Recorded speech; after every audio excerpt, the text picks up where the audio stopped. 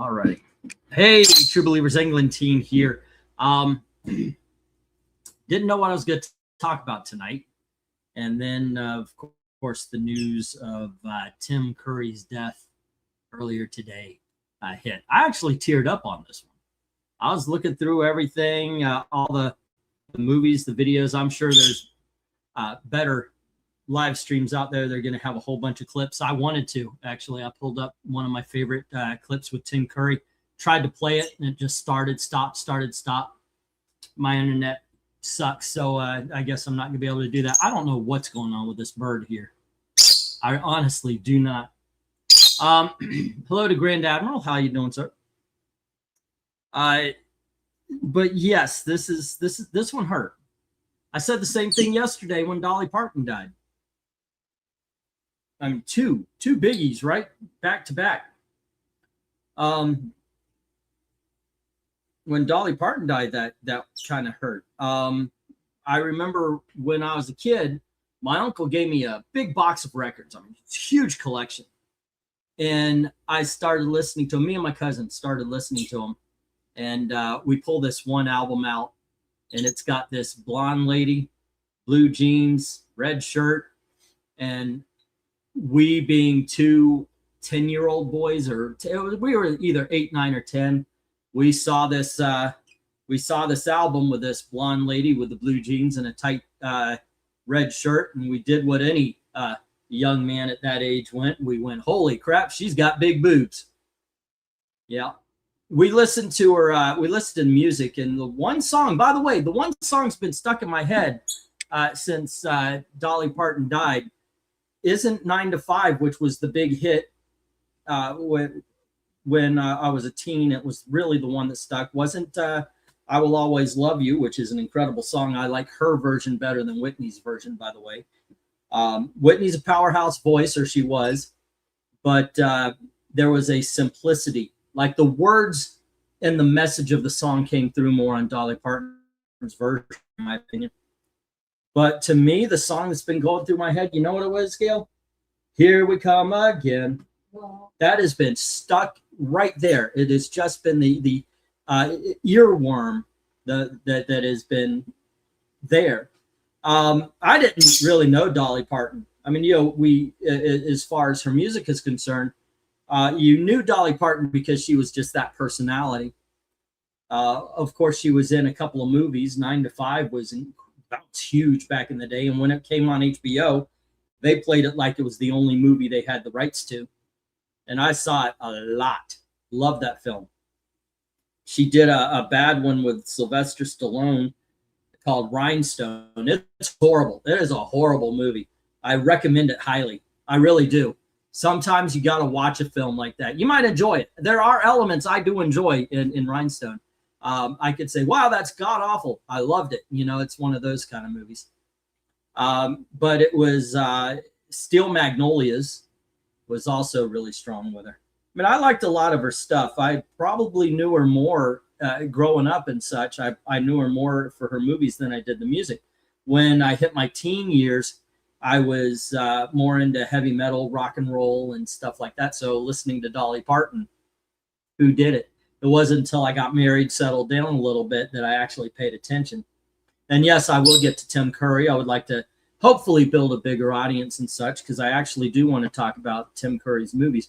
As far as I am concerned, I am just as much of a movie fan as I am a comic book fan. I could easily have started up a I Love Movies and instead of I Love Comics, focused on that. And even still, now today, I probably have more answers to movie questions than I do to comic book questions.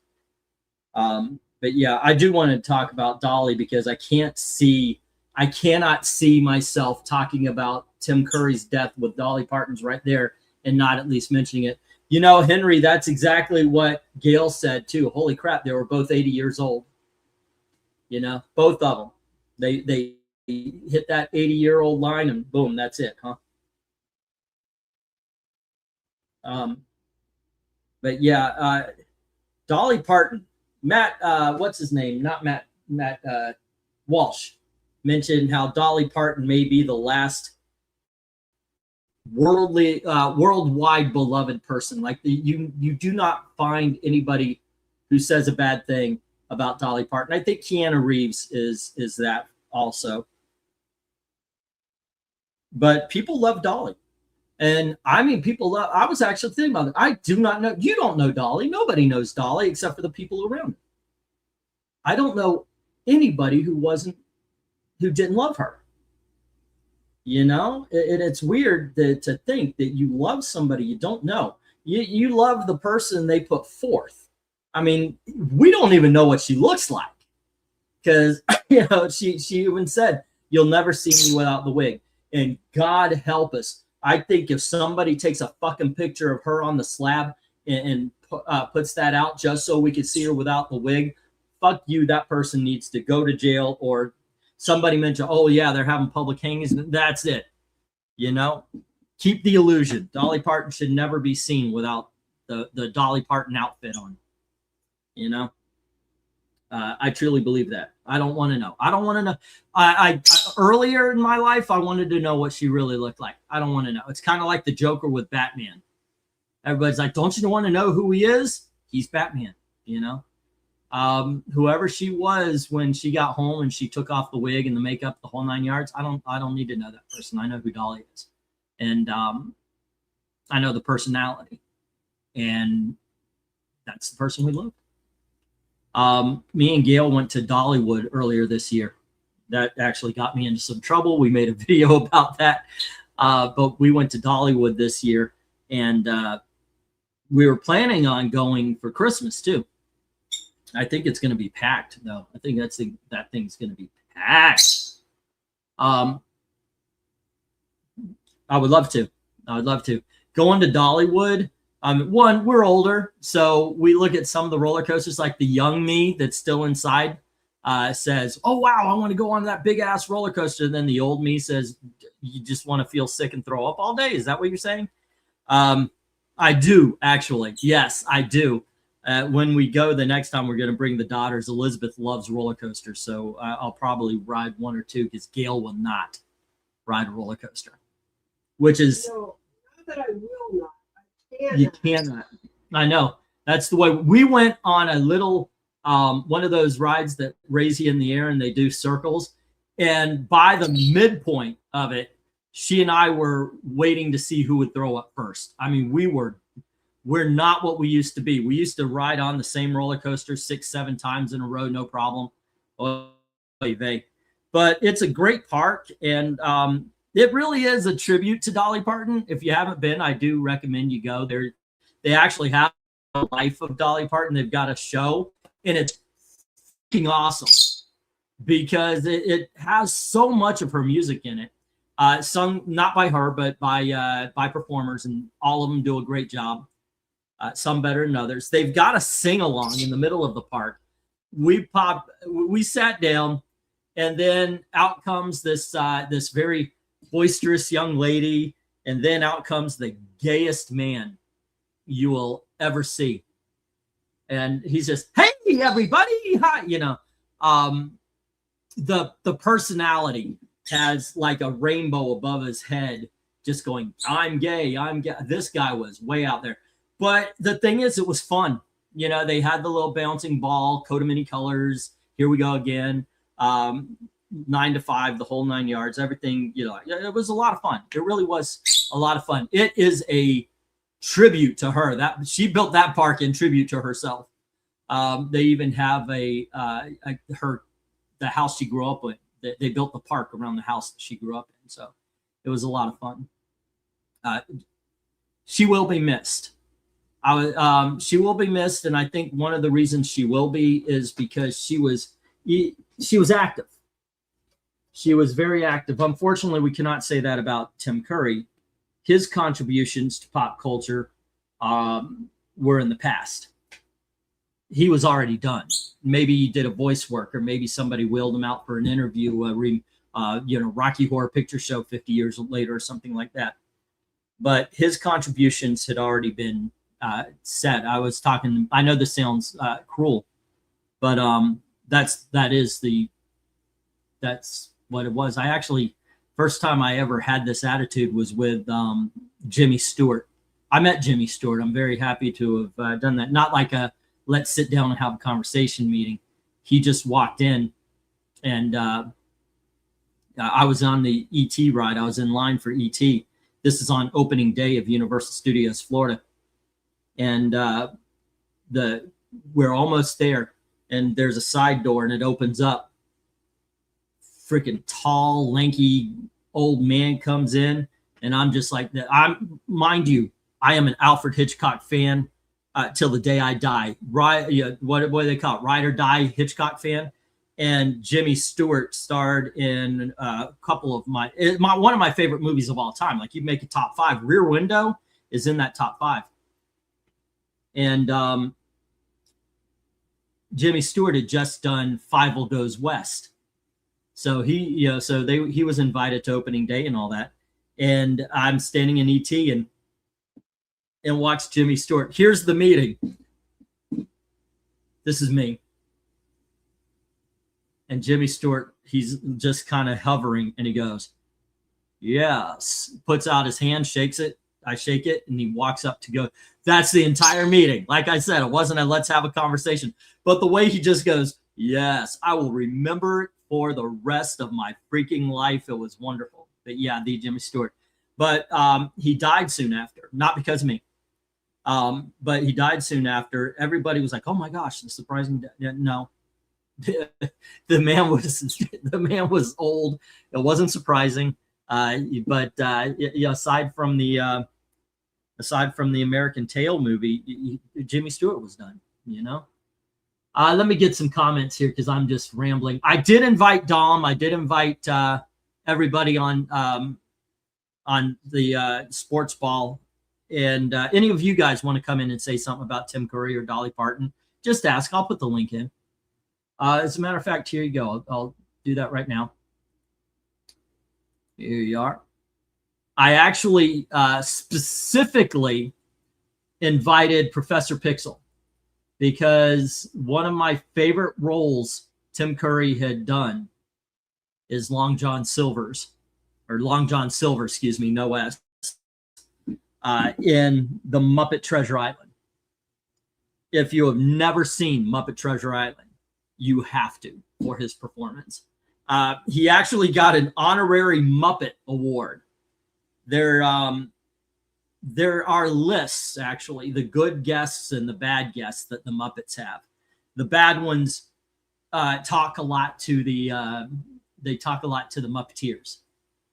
The good ones treat the Muppets as actors, and Tim Curry was very much the latter, where he didn't talk to Frank Oz. He talked to Miss Piggy, you know, and he treated them like that. He treated the Muppets as if the Muppets were the actors, and that's one of the things that made him so loved for doing that, and that's why he got to be an honorary Muppet. I hope Pixel jumps in so we can talk about that kind of thing. But my first, I was getting comments, and then we'll go on to it. Let's see. Curry and Parton were both 80. Yep. Guy worked today was saying the same thing. Dolly's version was more emotional and heartfelt. It was about the person who gave her big break. And she was on this guy's TV show. I forget his name. Do you remember his name? I forget his name. By the way, you will hear about it in Dollywood. I'm telling you, go to Dollywood. You'll have a good time. But it was about him. She got big. She became a huge star, and she was just too big to be on that TV show. And he knew it too. So it wasn't like, oh, you got to stay. He'll never work in this. It wasn't one of those. He just understood the what showbiz is all about.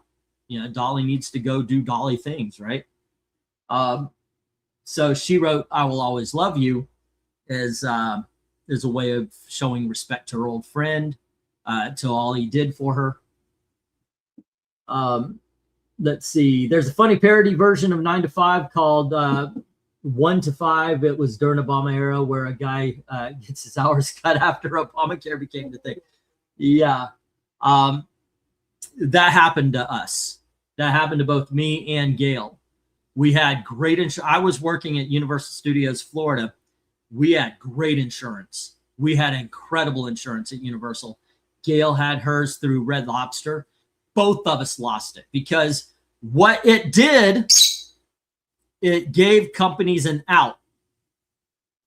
It said if you have to pay out insurance benefits if your employee is making, what was it, 33 hours or more? Like 32 was the cutoff. And so we're full-time people. We're working 40, sometimes 50, however many hours we can. We're getting insurance. We're getting all sorts of benefits. And after that, I never got another 40-hour week. And they're like, oh, it helps the poor. Fuck you, it did. It didn't do so. Yeah, I get somebody writing a parody song like that. I just want to know what love is. I want you to show. Holy, different song there, different artists. Foreigner's good too. Asta says, you know what? I just realized I don't think I've ever seen the 9 to 5 music video. I'll be right back. All righty, we'll do that. Yes. Tumble out of bed and stumble in the kitchen, pour myself a cup of ambition. I know. Watch the movie. That's not now. Watch this first, and then go watch the movie. Because it is, heck, we might watch that movie. It's a fun film. You want to watch 9 to 5 after? You'll probably be sleeping. Yeah, she's got to go to work tomorrow. I'm noticing, God dang, I've got bags under my mouth. Look at this. Anyway, the Jimmy Stewart. Yes, the Jimmy Stewart. Oh, wow. It would have been one of the few times I don't get starstruck because of Universal Studios. And even walking around that day, we saw Michael J. Fox, and this is 1980s Michael J. Fox. This is before we knew he had Parkinson. This was like Back to the Future 2 and 3 are about to come out. Michael J. Fox. It was, had they? Because it was 1990 that did Universal. 1990. Yeah. 91. Was it 91? So okay, Back to the Future 3 would have just come out. Because I saw it being built I went to Dr. Phillips. Mm-hmm. Robin Williams was walking around. I met Steven Spielberg. That also, he was pissed because nothing in the park worked. And well, he's a partner. He lent licenses from Amblin Movies. He said, I want to be part of the design. He wanted to be part of creative. And he was pissed off because nothing worked. I met him in I want to say it's the Flintstones attraction, like in the gift shop of the Flintstones attraction. And he was mad because he kept hearing, Jaws is down, Jaws is down. I would have loved to have ridden the original Jaws at one point. It pulls the boat. And I never actually saw that. So I've seen it in a video since, but yeah, I met a lot of people, didn't get starstruck. Jimmy Stewart stands in front of me. I'm in it, you know, so yeah, I very rarely get starstruck. The only other time I did was I saw Dennis DeYoung in concert at Epcot. And this is when Gail and I were separated. Otherwise, it would have been me and Gail were waiting for Dennis DeYoung at Epcot. But I decided I was going to wait for him, see if I couldn't actually say hi, shake his hand, meet him, you know. And he walks out, and I was like, thanks, Dennis. That's it. That's all I needed. He's like, hey, you know. I would have loved to have actually said something and met this guy who wrote the soundtrack to my life. But yeah, I ended up getting starstruck on that one. Desert Rose is saying, rest in peace, Tim Curry and Dolly Parton. Yeah. We will get into Tim Curry and his career. And once again, I left I should pin it, but I left the link. If anybody wants to jump in and be part of the conversation, feel free to. I am trying hard not to laugh while my wife is over here trying to get out of our bed. Lately, it takes more than one try, and what she was doing over there was funny as hell. Not as spry as we used to be, are we? Yeah. No. Oh, goodness. I just saw him up at Treasure Island last month, and you loved it, I'm sure. It's incredible. That's such a great movie. Me and Pixel did a countdown, a ranking of all the Muppet movies. We talked about favorite song and such. Yeah, I know that one was high for both of us, or at least it was high for me on my list. The new It movie was too much jump scare happy, says Zero Angel. I liked it. I dig Tim Curry, and Tim Curry's definitely the best part of the 1990s It. But 1990s It is a little too TV for me. I like the movies better. I do believe, however, on both parts, the It movie from 90s, this one, and even the book, the second half is weaker than the first. That's just a fact. It's a fact of the book. It's going to be a fact of the movies. Jimmy Stewart was a pilot in World War II, says Henry James. Oh, Henry, they are making a Jimmy Stewart movie that goes over his war years. Tim Curry also did a Joker, but he was actually the Joker in the animated series before Mark Hamill took it. He was their first choice for the Joker. Yeah, and part of the reason was that they got Mark Hamill was Tim Curry was scary. Tim Curry's a scary mother Joker.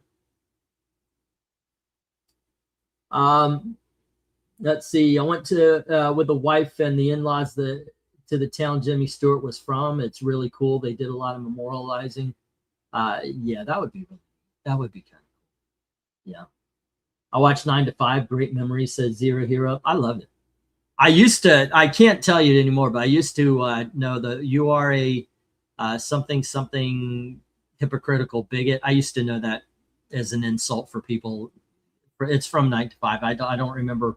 If you guys see it, you want to cut and paste it, put in the thing, but there was an insult all throughout 9 to 5 that in the fantasies of how they killed Dabney Coleman, the boss, each one of them call him this insult, and it's all the same. You're lying, egotistical, something hypocritical bigot was what it was. His Shakespeare in the 1978 BBC series was second to none, says Con Lives, and hello to Con Lives. I remember Curry on Gargoyles. I've never seen that in. Dalton had been trying to get me to watch Gargoyles so much. I still haven't watched it. Watch it. You might be seeing Dennis DeYoung by yourself again. Yeah, I know. I say I joke a little bit too much sometimes, but we both do. We both do. We've been together for 32 years. We tell jokes about each other. What was it? We went to Burger King, because that's the money I had at the time. Yesterday, day before, I was like, "You want to grab lunch?" And I'm always like, "Let's go to the cheap Mama Pop's taco stand or something." And she said, "No, let's go to Burger King. I've got coupons. Two Whoppers, 2 fries, 2 drinks, $15. Okay, that's what I can afford." And we went in just to have a seat and not take it home like we normally do. And we're walking by, and she goes, "You want one of those crowns because you're the king of the dicks?" It's like that's 32 years of marriage, man.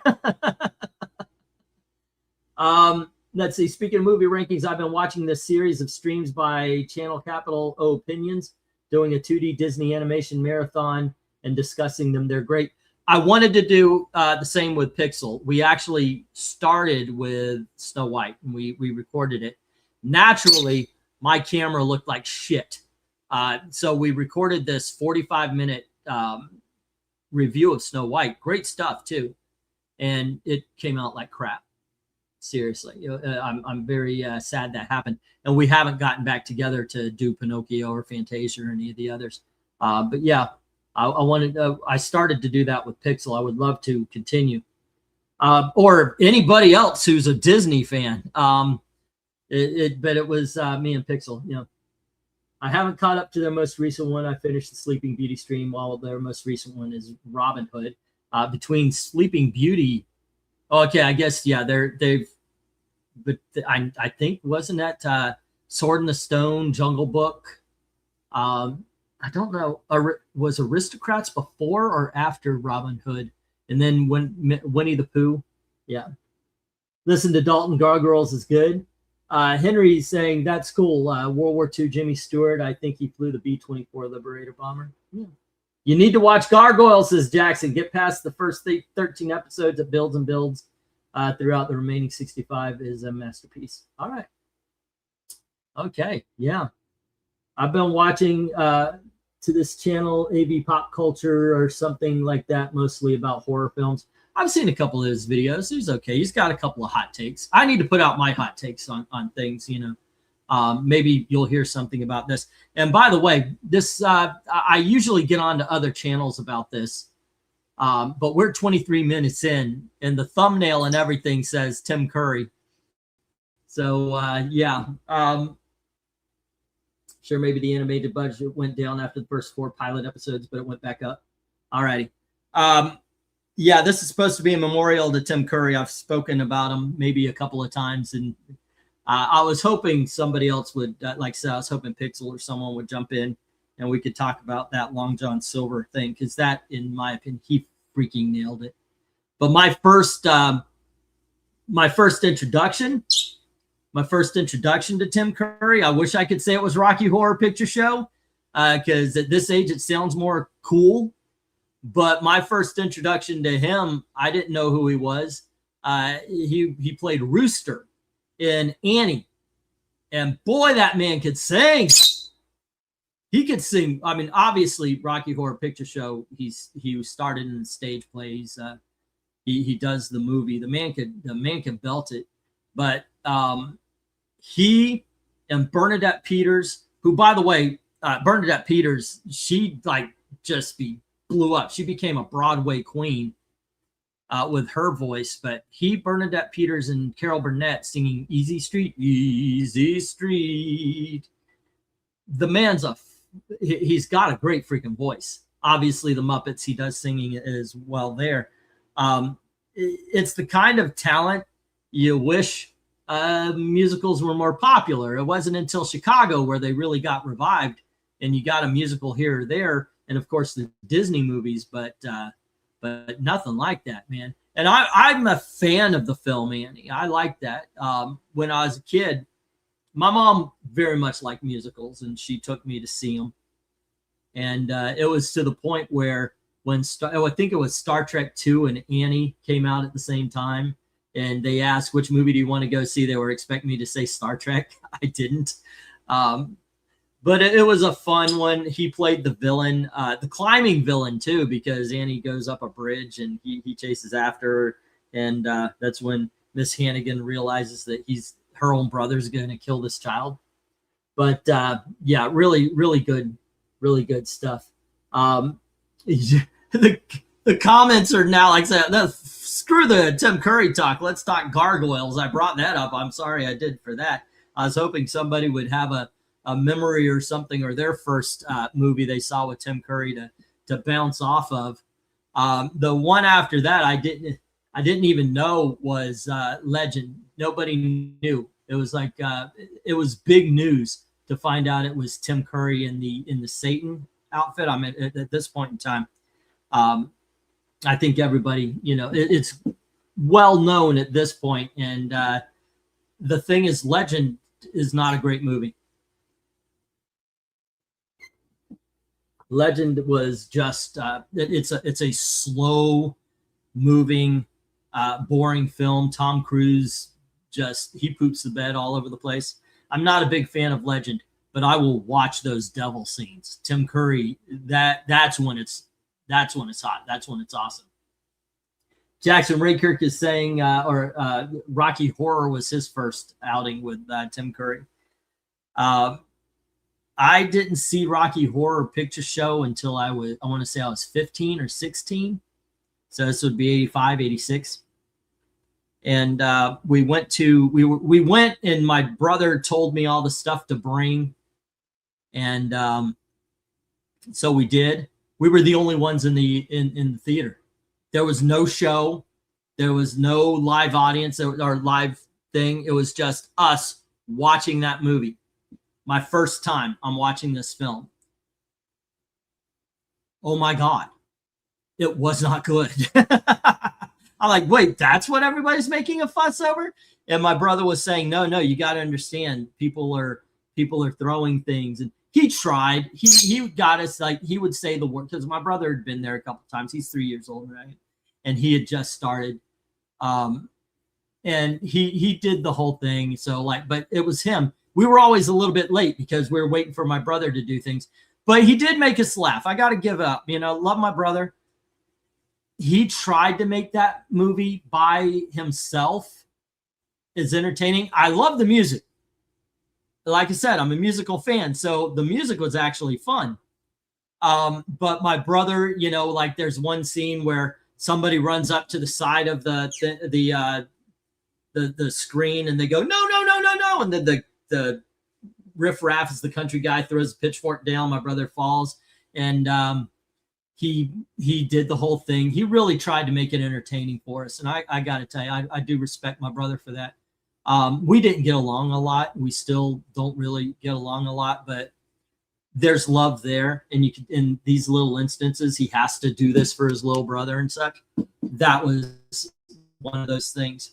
Of course, he got us up to dance the time warp and all that, and that was fun. We did have a good time, but I just thought that movie was horrible bad without the cast. Austin saying, still haven't seen the Rocky Horror Picture Show, and I'm a bit nervous too. I don't really know what to expect except weirdness. Yes, that's it. You got it. You understand. Go enjoy whatever happens at your version of Rocky Horror Picture Show, because every cast is a little bit different. Go and see it. If we're talking about Rocky, I will go a little bit further. I wanted to be in the cast so bad that I went out and I bought the soundtrack. My problem is, really, you want to you got some love for Daddy? Yeah. Oh, you're a good boy. You're a good boy. So I went out and I bought the soundtrack for Rocky Horror Picture. The problem is I bought the live stage show soundtrack, and it's got some of the songs, if not all the songs from the movie, but they're not the same tempo and cadence in some cases. Plus, the best song on that soundtrack is a song that Brad does called Once in a While. It's not in the movie. Once in a while, she shows you something like that. Anyway, I loved it. And my brother had already been a part of the Rocky Horror Picture Show cast by the time I got there. I'd seen a couple of the shows. I was like a little mascot for a bit, and oh my gosh, did I get hit on a lot by some weird looking chicks. One of them, though, flat out took her top off, tried to kiss me, but she was there was a guy, a friend of ours, who was way over 6 foot. He was built like a brick shit house, and he loved her. So I wasn't willing to play in that particular playground. But it was wild. Being a part of the Rocky Horror cast, you got to understand that you're going to be with a bunch of geeks and weirdos. They're the geeks that other geeks call geek. It's just like that. It was a lot of fun, though. I did get to play Brad. Brad was my main character. I got Riff Raff a couple of times. I was blonde. At the time, my hair was going from bright, light blonde to sandy blonde. So I was good for Riff Raff. But usually Brad was my guy. I'm a skinny kid at the time. I did play Rocky once. Very embarrassing. I was very embarrassed because Rocky's supposed to be muscular. At best, at my best physical peak, I looked like a white Bruce Lee. I had the muscle tone. I mean, I was decently tanned, but I had the muscle tone, but there was no muscle there. So it was very embarrassing when I had to play Rocky, but doing Brad, that was a lot of fun. And I liked the songs. It was fun to do. It was not fun to be in a fucking corset and all that kind of stuff. I was a little embarrassed to do that part of the show. So there you go. Anyway, once again, I'm looking over the comments. If you guys, what's your favorite Tim Curry movie? What is the what's the hill to die on? What is your hot take? Maybe there's a movie you're like, yeah, I didn't care for it, but I know everybody else loves it. What is that for you? I would love to hear that. I would love. I'll read it off Because I'm just going through. I'm trying to go by memory. I'm trying to go through his filmography. What did I think and such? So it's basically I'm reviewing all the Tim Curry movies for you and such. I don't even remember what was after Legend, but I do know around there was Clue, which the first time I saw it, what was this? I said before that Tim Curry was the best part of Fern Gully. You could say that about a lot of movies. You really could. He ended up being the best part of a lot of things. Henry saying Pennywise. Give a little like what did you like about his performance as Pennywise? But I'm so happy Clue got it now has a following, right? I mean, because it bombed. I think it did a little bit better when it came out on VHS. People rented it, liked it a little bit better. If you were lucky, I wish they did with the VHSs like they did with the release, and some theaters would get one ending, some theaters would get another. I really wish they kind of did that with the VHS. Instead, at the end, they tagged on all of the endings. Nah, let's let it be a little crapshoot. But yeah, that movie's funny as hell. What I love about Tim Curry in the Clue movie was that this is an ensemble. I mean, you've got Christopher Lloyd, you've got Michael McKean, you've got Madeline Kahn. These are not people who get upstage, but here's Tim Curry, and he's standing out among them. That is a huge crowd to stand out. The standout of that is something. If I miss anything, by all means, because I think I should skip over, or that video is going to be forever today. Let's see what do we have here. Riordan Fan 91, Drake from Pebble and the Penguin. Dude, I have no memory of that. I know I've seen it. That's the one with Martin Short, right? Doing the Penguin. If anybody wants to jump in. The Toxic Sludge Cloud Monster from Fern Gully. I got to admit, I don't remember those movies. Those were one-offs, and they came out. I was my young 20s, so it wasn't. I would see some movies. It wasn't like the Disney movies where I bought, and when the kids were young, they watched everything. Gotta hell it out. Remember the loved ones you have around you, says Jackson Raker. I got to see Clue for the first time at my creative writing class in high school. The Blu-ray also just tagged on all three endings. Yeah, I know. I've got that. Grand Admiral brings up the Three Musketeers. Okay. That was the Disney version, because there were two that were almost released. They were released real close. One had Charlie Sheen, Chris O'Donnell, Kiefer Sutherland. I think that was the Disney version. And then the other one had Gerard Depardieu, Die Hard 3 villain, Jeremy Irons, and someone else. I'm not. Goodness, John Malkovich. They came I forgot which villain. I think Tim Curry was the villain in the Disney one, and that's a lot of fun. I mean, he definitely chewed the scenery in that. But I got to tell you, that movie is just a hell of a lot of fun. If you haven't seen the Disney's Three Musketeers, it's worth it. Let's see. Forte from Beauty and the Beast, Enchanted Christmas. As long as there's Christmas, I truly believe. I am so off key tonight. I do apologize. Yeah, I watch that every year.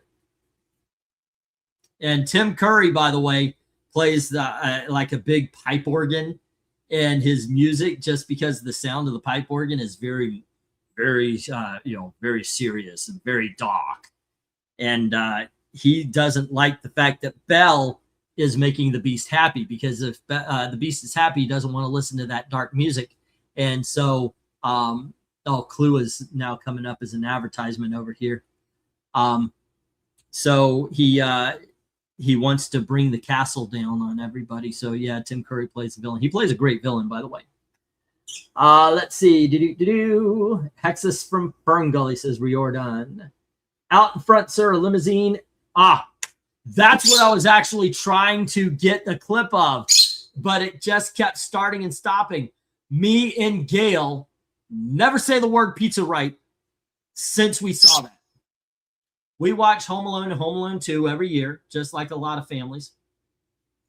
And I do believe that Tim Curry brings life into whatever script he's on. Sometimes he hasn't been in the best movies, but he is usually the best part of whatever movie he's in. And in Home Alone 2, he says exactly that. But the way he says it, he says, out in front, sir, a limousine and a pizza. And it's, why? Why did you say it like that? I have no idea. But you know what? It's freaking brilliant. Don't listen to my version when you watch Home Alone. I promise you, once you notice the way he starts saying things and the way he reads that line, that is going to be the line that you pay attention. That's the one you're going to be waiting for. Outside, sir, a limousine and a pizza. It's just, that is awesome. Sometimes you get an actor and they do the perfect line, the perfect way. It might not be a big speech. It doesn't have to be. It doesn't have to. It's like, okay, Godfather, Marlon Brando opens the movie with a great opening monologue. But what do we remember? I'm going to make an offer you can't refuse. The way he said that, it's just that one line reading. I'll be back. Why is that famous? Because of the way he read it, and I'm telling you, that line with the pizza, that should be better.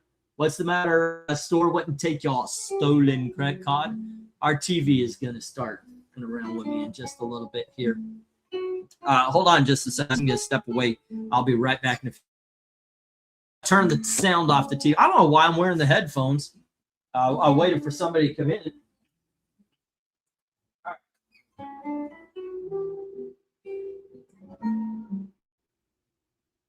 There we go. Holy shit, I'm tripping. Okay, I'm good. Oy vey. Sharing out the stream when I'm not driving, says Ethereal. I appreciate that. Also, once again, let me know. Why am I putting these on? Let me know what your favorite Tim Curry movie is. I'll talk about it. I'll talk about what you bring up. Because there are very few Tim Curry movies that I have not yet seen.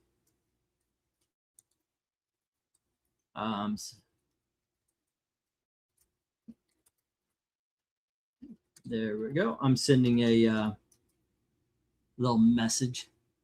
Dom's kind of been a partner on these streams these days, and I appreciate that. I'm very hopeful anyone jumps in, but there you go. But yeah, I could talk about basically any movie you guys bring up. I've seen, there are a couple of straight to videos I may not have seen, but yeah, I have watched pretty much all of them. Home Alone 2, man, I do dig that one. It's not as good as the original Home Alone, and I think excuse me, this is not a wear out shirt anymore. This is because this shirt is worn out, and part of it is it's doing the flash dance thing, and nobody wants to see my naked shoulders or chest. Yeah, I think part of the reason why I don't like Home Alone 2 as much as I do the first one is that the gags are just way too violent. They did a video. I forget who did it. I think it was the people who do movie fights and all that. And they used to do these things where it's like they would show how many, like, would you survive or would the character actually survive the injuries they got? And they did Home Alone 2. And on one of us, Marv is dead because he kept throwing bricks down from the top of a building. It kept hitting him in the head. Marv is dead. Marv is dead. And that kind of keeps me away from really enjoying Home Alone 2.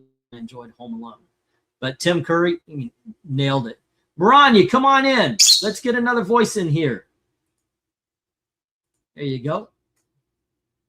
Tim Curry was the original voice for Batman, the animated series Joker, but one of the producers didn't like him, booted him, and replaced him with Mark Hamill. We talked about this one earlier because he was scary. No episodes exist with Curry. So I thought he was the voice the early ones. I guess I was wrong. To be fair, he's not an actor that I really didn't care about too much, so I got nothing, says Henry. Really? You're the guy. I don't believe it. I don't believe it. No. I love Tim Curry. Tim Curry. Yeah, I mean, that happens. People don't. But you're not going to tell me you saw Tim Curry acting in these movies and didn't like his acting. No. The way with so much fervor while he's in that big giant inflatable sumo and he jumps up in the air just so he could belly flop down onto Bill Murray, who's wearing the similar outfit. You're not going to tell me you saw Angel saw that scene and went, no, scene was freaking awesome. Tim Curry may have been bad in bad movies, but Tim Curry was never bad in a movie. That's something I absolutely agree with. I've got my pocket is full of. What happened to going to the movies where they can't just give you a ticket? They've got to give you all sorts of stuff. I took my daughter tonight. We went and saw a Miyazaki movie. Studio Ghibli. They have one like every 2 weeks or so. And we went and saw a movie called Castle in the Sky. It's really good. It's a 1986 animated film. The animation looked old, but it was a lot of fun. I enjoyed. Oh, it did. It was a lot of those things where the background is completely stagnant. They go, there's like knife in the background, but it was. MK is saying the real question is, did Tim Curry like curry? Yeah. Well, if you go to Indian restaurants, would you see Tim Curry eating curry? Hey, what's up? I love his Pennywise. Some feel is scarier than Bill Skarsgård as Pennywise. He's the best part of the It movies. I remember I was so jazzed because at that point I'd read It easily 2 or 3 times. It's my favorite Stephen King book. And yeah, his Pennywise is really, really good. I liked it better when I got it on DVD because it was a TV movie. So you get this great Tim Curry performances, Pennywise, but it's like, okay, Georgie, come, you'll flip too, and the mouth opens and all that kind of stuff. And by dawn, it's the quicker picker-upper,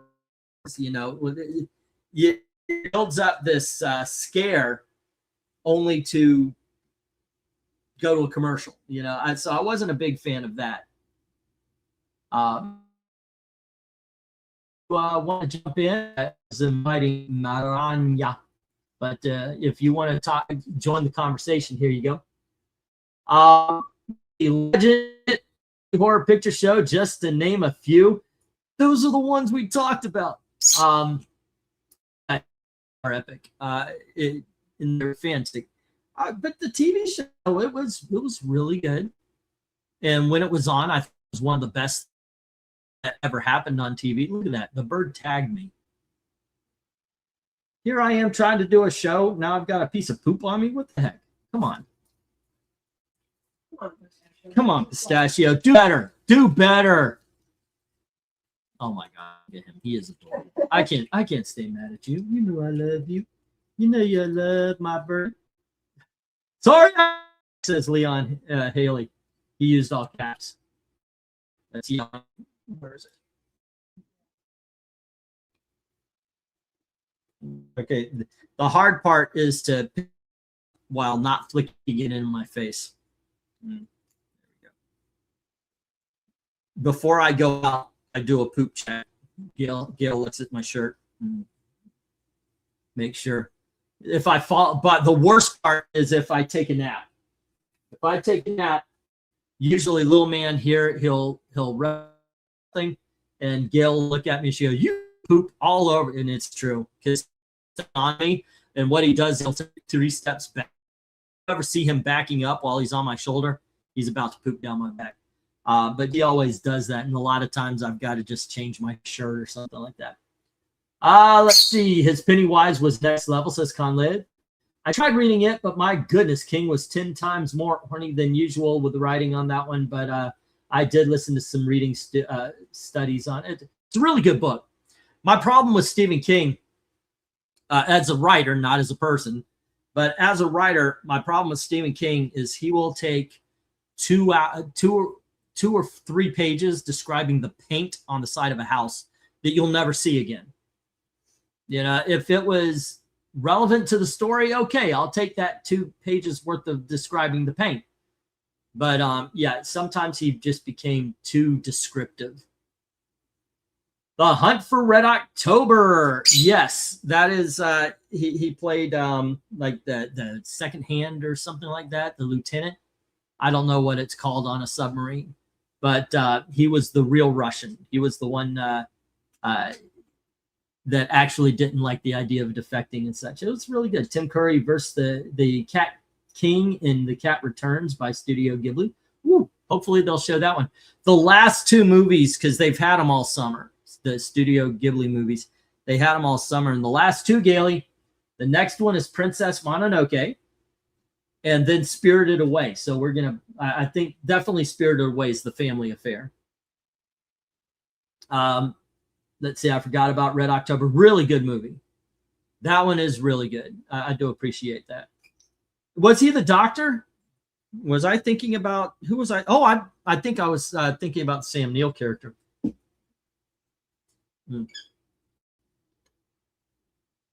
Excuse me, been talking a while. We're talking about Tim Curry movies. We got into the 90s. Yeah. Is Pistachio a Curry fan? Pistachio will eat anything. He'll try it anyway. Won't you, little man? Won't you? Here you go. He's a good boy. He's a good boy. Yeah. Oh, wait, no. Let's do the greatest hits. You know, the people, give the people what they want. Okay, stand in the palm. Because here it comes. Here it comes. Here it comes. Get it, get it, get it. And you win. There you go. All righty. That's my little man. I love this bird. Nigel Thornberry in the Wild Thornberrys. I thought he didn't do the TV thing. My daughters watch that show, so I definitely had to take them to see the Thornberrys. By the way, the Thornberry movie was a hell of a lot better than the Rugrats movies. Absolutely, I actually enjoyed the Thornberry film. That was good stuff. Excuse me, do you have Prince Albert in a can? You do. Well, you better let the poor guy out. Ha ha ha. Ha, ha, ha, ha. What was it when he kept throwing his head back in his Pennywise? Yeah, the Pen. Color of Magic. I never watched it. I don't remember that one. Also, Rugrats Go Wild. Yep, I think that's where they met. The bird is mightier than the pen. That's what people are believing there. Hello, Dominic. How are you doing, sir? I'm doing well, my friend. How about you? And of course, right. Everyone here. You know, I actually teared up today. You can ask Gail. I teared up. I was looking at, I heard Tim Curry died, and I'm scrolling up, and it's showing all the movies he was. Every post almost had a different film that they were honoring Tim Curry with, and I was just like, God, this guy gave us some great memories. You know. No, he was a lot. No, he was a part of a lot of people's childhood across the generations, including what Miss Dolly Parton and Hayden Panettiere, respectively. I mean, heck, I remember. Oh, but I'll say briefly, like for Hayden, I was introduced to her through A Bug's Life, like before Pixar was acquired by Disney. that's right. She was little Dot. Dot was yeah. She played Dot in Bug's Life. So yeah, I guess that was. I didn't know it was her. I mean, obviously, the time she became a name was Heroes.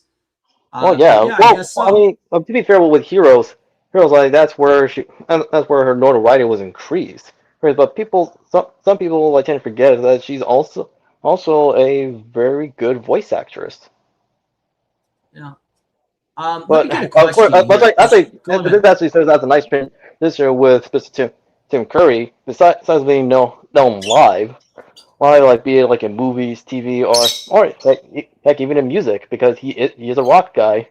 He is a very versatile voice actor. Much much like Miss Hayden Panettiere. Like two of them are accomplished voice actors.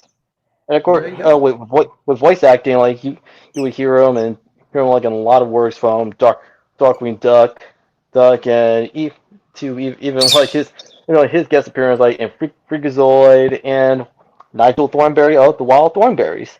We brought that up just a little bit ago. It was Riordan, fan 91, who brought up the Wild Thornberries. I took the kid. Well, you're about the same age. You and my daughters are around the same age. Perfect for my daughter, just saying. And she is perfect for you. But I was going to answer Henry's question here. Wasn't there a Clue movie with Peter Falk, or am I thinking of something else? You answered your own question. Peter Falk did two movies around the same time. One was called The Cheap Detective. Highly recommend it. It's kind of a parody off of the Philip Marlowe movies. And the other one is called Murder by Death, where it's got it's got an ensemble cast, and each member plays a famous detective. Or in, I want to say Paul Williams, he plays, what's the writer? Badlands. The guy, he talks like this. What was that writer's name? I know who you're talking about, but for some reason his name is escaping me. Yeah, he wrote the book Badlands, by the way. Henry Truman. Henry Truman? No, or that's the president. No. Something Truman, I think. Yeah. But anyway, and that it's a big old. They're all invited to dinner. Somebody dies, and they've got to figure it out. And it's got characters like Fu Manchu and the Philip Marlowe characters played by Columbo. Is that Peter Falk? Yeah, Peter Falk. Yeah, that's what you were thinking of. As in Ricky Riordan, the author of the Percy Jackson books I like to read. Well, okay. Little young for me, so I've never actually read them. I saw the movies, which I enjoyed. Truman Capote. See, I knew Truman was in there. Yeah. All righty. Thank you, by the way. Thank you. But we're just going. We're in the 90s. We just passed it. We're and Hunt for Red October. We're kind of going through the career. If you want to say anything about anything that happened in the 70s and 80s, go right on ahead. I invite you to. The highlights, Rocky Horror Picture Show for me, Annie, Legend with that freaking outfit, makeup. I did not like the movie, but I loved the Tim Curry devil scenes. Well, for anyone who has yet to watch Legend, do yourself a favor and watch the director's cut of Legend. And if you enjoyed it, go out and own a physical copy of the movie. Oh yeah, that's something I'm doing nowadays. I'm picking up. I'm rebuilding my physical library. Old DVDs. Even now, the newer releases, some of them are being censored and shit. So I like Pleasantville and such. I'm going for the older DVDs. What were you saying, Gailey? I said his movie that I watched like so many times. And it was a lot because of him. It was Clue. Clue? Yeah. That was pretty awesome. I had to watch that movie 20 times. But I loved Tim Curry in that one, but I got to give up to my girl, Madeline Kahn. Holy Toledo, she just nailed it. But, I mean, these are two powerhouse comedians. The whole bit where she's in and she's talking about how dumb Miss What's-Her-Name is, the maid. Who was played by that one chick in that movie where the two girls go. It's basically, they remade it with Keanu Reeves, Knock Knock. But Colleen Camp, that's it. Yeah, and how stupid she is. And like, she made me so angry. Anger's coming out of my head. The way she just did that bit. Yeah. I love that bit. Let's see. I read the first two Percy Jackson books as a kid. Those movies were so bad, it for some reason got me to stop reading the books. It's the opposite kind of logic I do now. I had no idea. Like, to me, they were just simple kids' films. But by the way, I'm famous for loving the Shyamalan, whatever it is, Airbender movie. Shyamalan. I am famous for liking the Last Airbender movie by Shyamalan. When I walked out of the theater, I took my kids. They really wanted to see it. I took my kids, and we walked out, and I was like, "Wow, that was pretty good." And my daughters turned to me. My daughters turned to me as if they were going to slap the shit out of me. I'm like, I'm imagining it right now. So they took me home, and we ended up renting the cartoon. And I'm watching it, and I'm going, that movie sucked. It did not take me long. Like the first episode, I thought was kind of boring. I'm like, this is what you guys are praising. But I promised I would. They go, just watch that, and I kept watching. That is one of the best TV shows ever on TV. I'm trying to show it to Gail, but we right now have like 10 TV shows already going on, so I'm gonna have to wait for that. But yeah. There we go. But yeah, Clue was awesome. I wish I could talk. I wish I could talk to you guys more about Fern Gully. I know a couple of you guys mentioned him, but I don't remember. Fern Gully? No, I did, but I was 20. I saw it because I had to. When it came out, I was in my 20s. This is not a movie I want to sit through more than once, but I built up the print and I watched it. You know, that was my job. I was a projectionist, drink. So I had to build up the movies and then watch them to make sure everything was okay. So I watched Fern Gully. I watched Pebble and the Penguin. I would have watched Pebble and the Penguin just because Martin Short was the lead character, and I love Martin Short. Although we have not yet seen his documentary, so that's something we should check out. So I can't really speak intelligently on those. If you want to talk about Fern Gully, go right ahead. No, I remember watching Fern Gully like as a kid, and you know, I don't know, as a kid I enjoyed it, and as I rewatched it years later, it aged well in some areas. Others, I was like not so much because as everyone knows, like while protecting like and taking care of the environment is all well and good, then you don't want to be so heavy-handed. And like not to mention Yeah. and not to mention like realize that like by wanting to help the environment, nobody wants to be an extremist. In other words, don't be a raging hippie.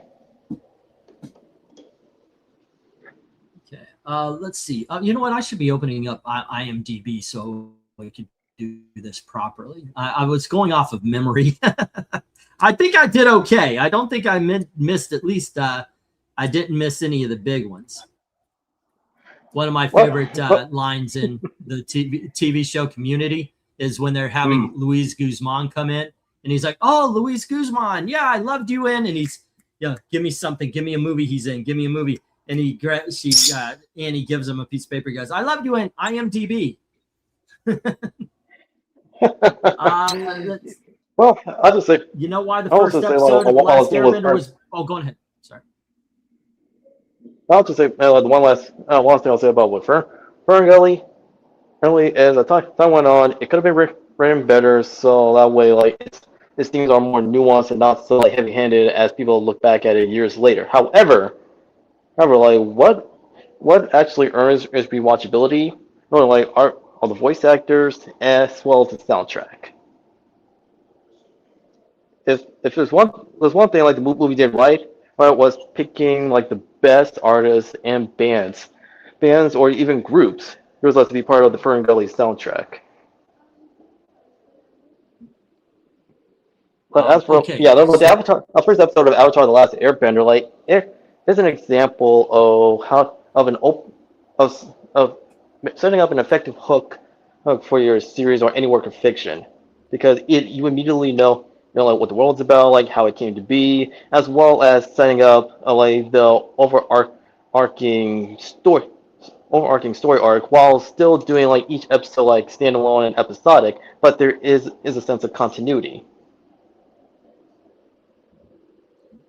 I looked back, and he did Rocky Horror Picture Show, I pretty much got everything. He did a movie in 1980. I saw it when it was on HBO called Times Square, and I remember liking it, but I don't remember anything about that. Did I miss anything? Legend Clue, movie called Pass the Ammo, which I remember was yeah. But man, he was everywhere. So many, like you said, so many voices. Paddington Bear, he played even in 2000. in. He was, let's see, Gravedale High, Wake, Rattle, and Roll. The Marzipan Pig, he was Prince Charles in Tiny Toons. Tailspin, he was Thaddeus E. Clang. Yep. Oh, the movie Oscar, I forgot. Oh, you have a dangling participle. And yeah, I remember Oscar. He says that to Chaz Palminteri, and he goes, "Doctor," and he zips up his pants. Oscar, not a great movie. Not a great movie, but yeah. Are you about to say something? No, just double check that we are talking about the same movie with Sylvester Stallone. Sylvester Stallone, yep. He was Adam. Oh, go ahead. No, you finish. He was Adam Ed in Defenders of Dynatron before he played Hexus in Fern Gully. The very short-lived.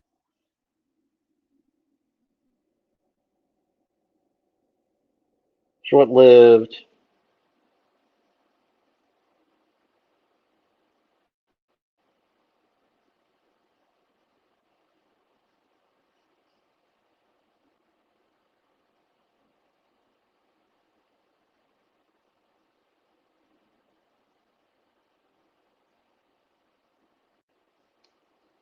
Oh boy, looks like he's frozen. Oh yeah, the skull from Bartok Magnificent. Yeah, that's a good one. Oh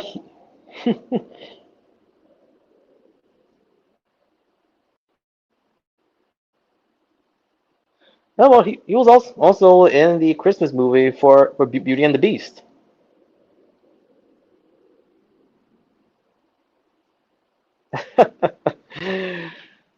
Yeah, you're your Grand Admiral. Only even like in the night, like Mr. Curry, he was there. He was still there everywhere. Where like in the 2000s and the 2010s. This was of course like before he had a stroke, which paralyzed him from the waist down, and started like performing less than he used to because of what happened to him. Ooh, I would say like, one of my favorite performances was where he actually played a criminal and killer in Criminal Minds, who was inspired by the Night Stalker. Like you actually like believe that he was like that type of like a sicko with a sick mind.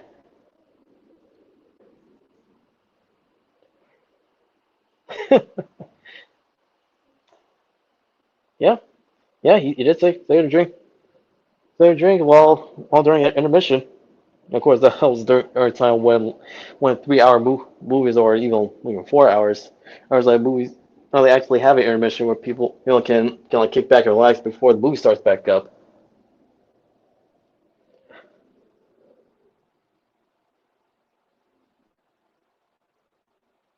Yeah, me too, man. Well, these type of like shows are fun to do because like eventually the tangents that happen over here does lead back to the main topics. But yeah, no, but that two part of like where that Mr. Curry was in like in Criminal Minds was when he played that criminal like inspired by the Night Stalker. He was terrifying. Like, and he just like oozes like with horror and terror. Especially, I guess like the makeup people like did a good job like, with his costume and even like what they used to yellow his teeth, which you can tell like that the guy, he was a major drug user. And the last time that like Mr. Curry had ever done like voice wise where he was the original voice for G. Gordon Godfrey, right, in Young Justice before he was replaced by Clank's voice actor from the Ratchet and Clank series.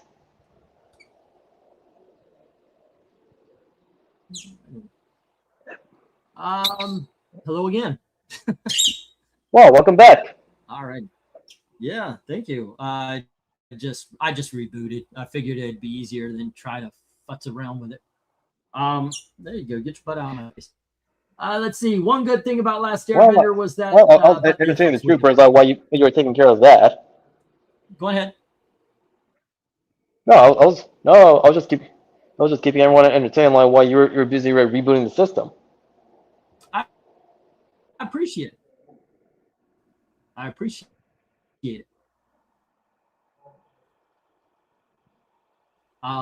Were you reading off comments or?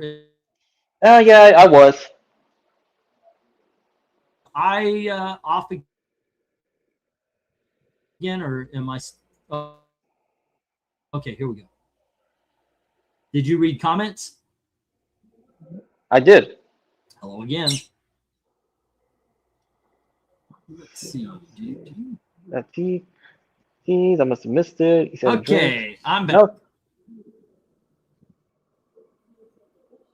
Like I said, I did read the comments, and that's for Austin's question.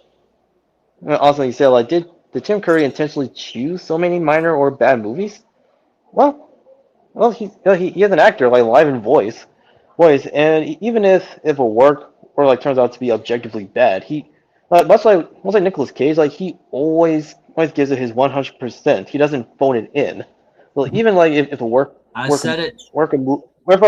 if a movie turns out to be bad, like Tim Curry like works with what he has to like make the movie at least okay. Like for people to continue watching said bad movie. But even like with one, I said earlier that has a minor role. I said earlier that you may see a bad Tim Curry movie, but you'll never see Tim Curry being bad. He always puts out his best. And sometimes he's the best part of these bad films.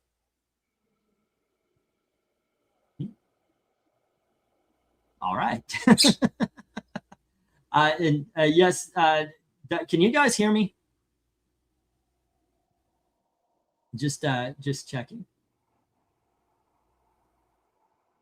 I can hear you. Let's see. Okay, cool. I just wanted to make sure because well, I mentioned something. I didn't get a response. I'm still worried if I'm still off camera and all that kind of stuff. All right, cool. Thank you guys. I was talking until you started, and I immediately really got quiet. Yeah, it's not good. I appreciate what Grand Admiral's saying. I hate that this happens to E. I look forward to the live streams, especially these freestyle ones, because he's always working. It's a good thing to listen to and all. I appreciate that. I appreciate you taking your time to listen. Yeah. But I'm not going off page again. I think part of the problem was I opened up another page and my computer is all futzed up with the StreamYard, so I'm not going to go off page.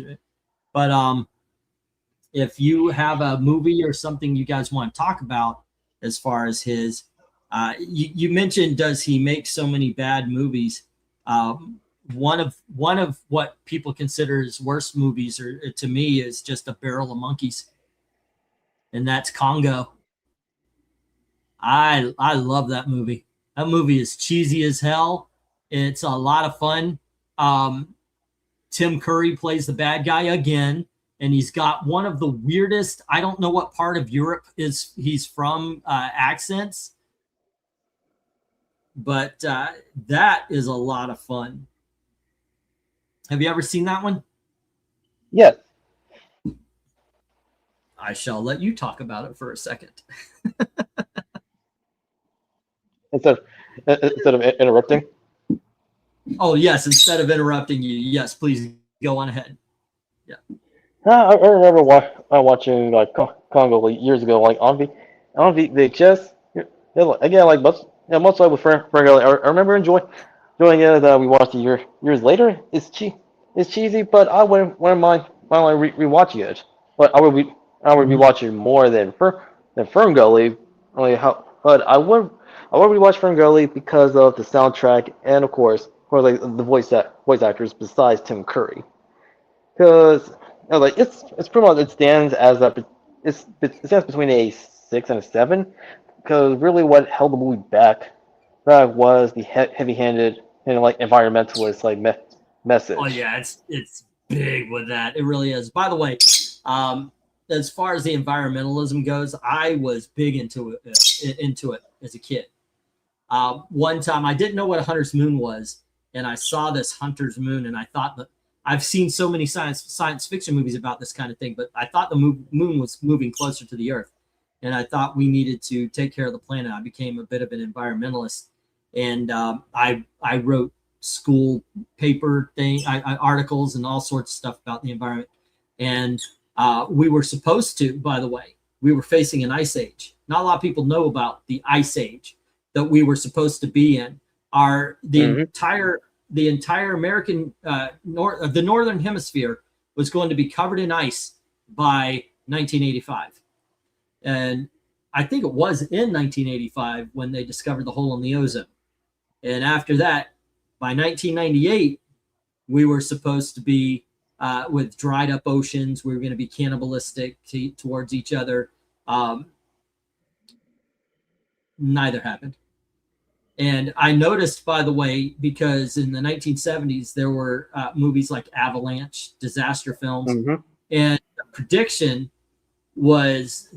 of what would happen to the Earth was based on what was happening in these movies. So when I heard people saying that basically we were going to live in Mad Max, I was like, okay, yeah. At 15, I figured their shit out. They're just scaring people with whatever's in the cultural zeitgeist at the moment. And it's Yep. like, yeah, okay, I'm out. I'm out. So I don't follow. I don't believe in it. I believe that it is one of the biggest scams. Oh well, man affects the environment. Blah blah blah blah blah blah blah blah. I don't know. Maybe you're not going to convince me because there's so many scientists that say yes. There's so many scientists that say no. All right, we'll see. But I ain't falling for your shit anymore. I remember Leonard Nimoy telling us about the incoming. Yeah, In Search of. Yeah. I, I remember hearing about that. Mhm. But really, what a lot of people what a lot of people didn't realize back then, and even today, that one can't survive without the other. In this case, man and nature, because there is a symbiotic relationship between man and nature, and we need each other.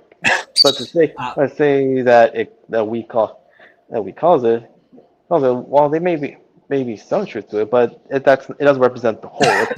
It's not the oh, objective truth. I Really. would So go one more. really, it's like, even like with the whole like environmentalism, with people who are doing it like they mean well, but when you look back in hindsight, sounds like much like with like before, like there were a lot of people that were just scaring and gaslighting others, or like to the point like some become eco terrorists. Yeah. Yeah. So yeah, that's one of the reasons I've never bought into it. I would like to talk about uh, before we sign off or before we go. I really want to talk about. Oh, hey, Jim. Hello, Jim. What's up?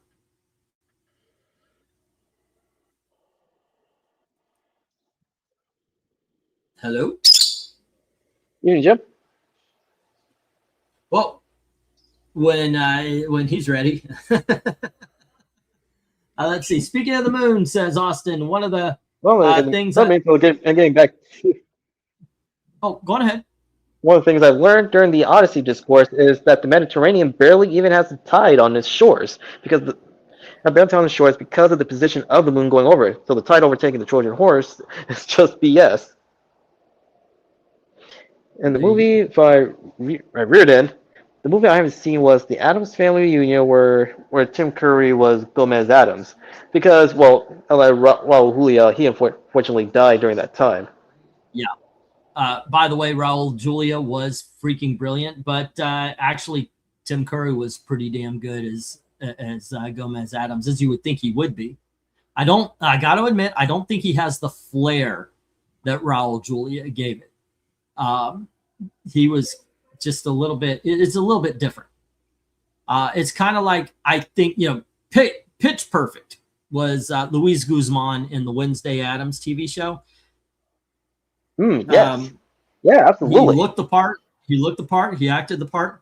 But once again, Raul Julia, almost every line he did should come with one of these. I think he actually did one of these. But Raul Julia was Gomez, while the others played Gomez. That was. Even then, he was a perfect choice to play like Gomez Adams. In addition to the fact that the movie it was a faithful adaptation to the original comic strips. Well, also it carried on the Addams Family TV series and the cartoons. It was good. It establishes that even though the Addams Family aren't into the macabre, they are supernatural, but they're not bad people. At the end of the day, they're not bad people. They're good people. They may be odd, but they don't never mean any ill will towards anybody. One thing I love about that is, and I just found that out I found it out watching a back behind the scenes kind of thing. You'll never see an Adams draw blood from another Adams. They can't hurt each other. That's why you see all these things where Wednesday and Pugsley are doing things to each other, but they never get hurt. Hey, Jim, how you doing? Hey, how y'all doing today? Can y'all hear me? We can hear you now. Hello, y'all can hear me? Yeah, I'm trying to connect, but I couldn't connect for some reason. I don't know. I think my thing needs to update or something. Well, you're here. What's up? So yeah, what we're doing very well. What did you want to talk about? I just want to talk about, R.I.P. Dolly and Tim Curry.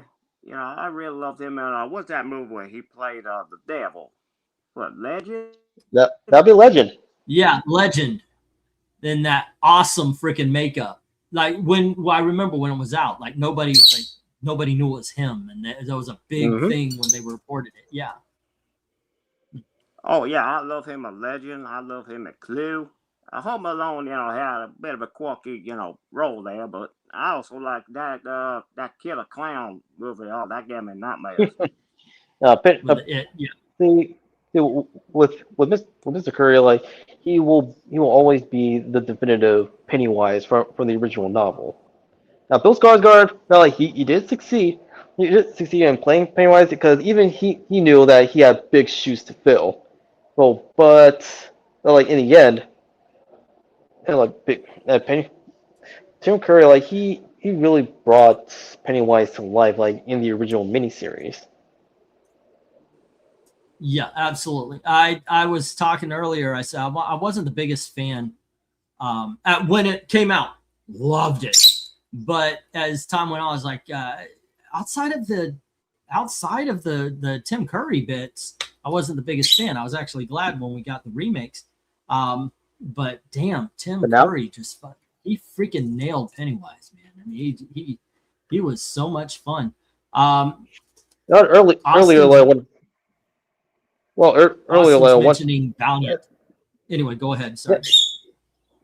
Yes, he mentioned Valiant, but before he actually mentioned the sequel to Scooby-Doo Zombie Island, Scooby-Doo and the Witch's Ghost, the way he played Ben Ravencroft. Is that the one with all the different ghosts? That's the second of the movies, or is that like a to DVD kind of thing? Scooby-Doo the Witch's Ghost is a sequel to Scooby-Doo on Zombie Island, where he plays Ben Ravencroft. That one involved witches and Wiccans. Oh, so it's is it animated or? Yes, it's animated. Well, are you Okay. saying you never saw the Witch's Ghost? I haven't watched a cartoon movie of Scooby Doo since never maybe.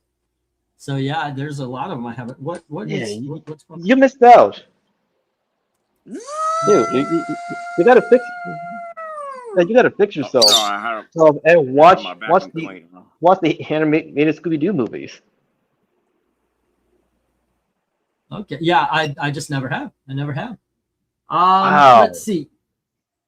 Yeah. The one I wanted to talk about was the Long John Silver. I was hoping Pixel would drop in because he's the big Disney guy.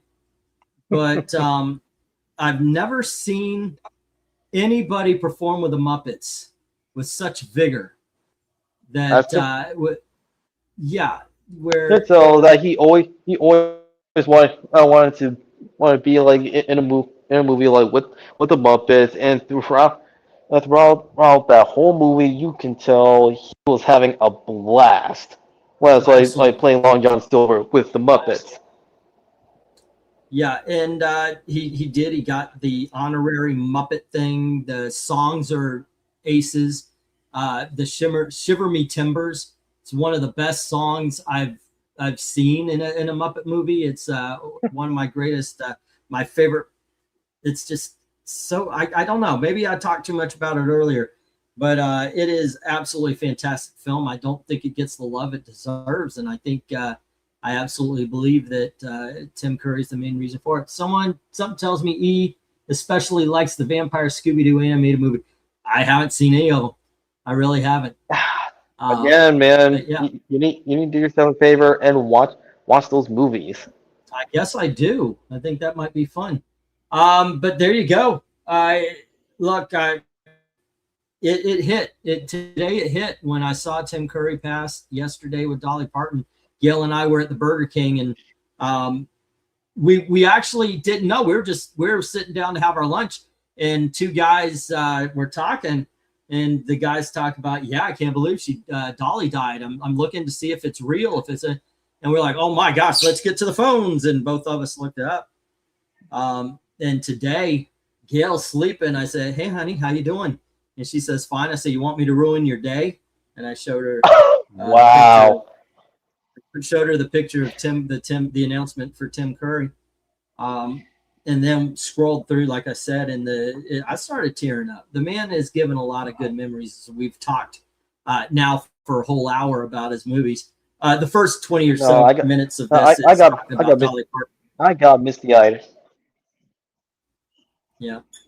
So I got misty-eyed when I got the word of Curry's deadline when I was just browsing around on X, and even like looking at his current picture, like he does not look like a man in his 80s. He like Dolly, and like they've aged gracefully, in spite of the fact that he had a stroke, which paralyzed him, and caused him to not work as much as he used to.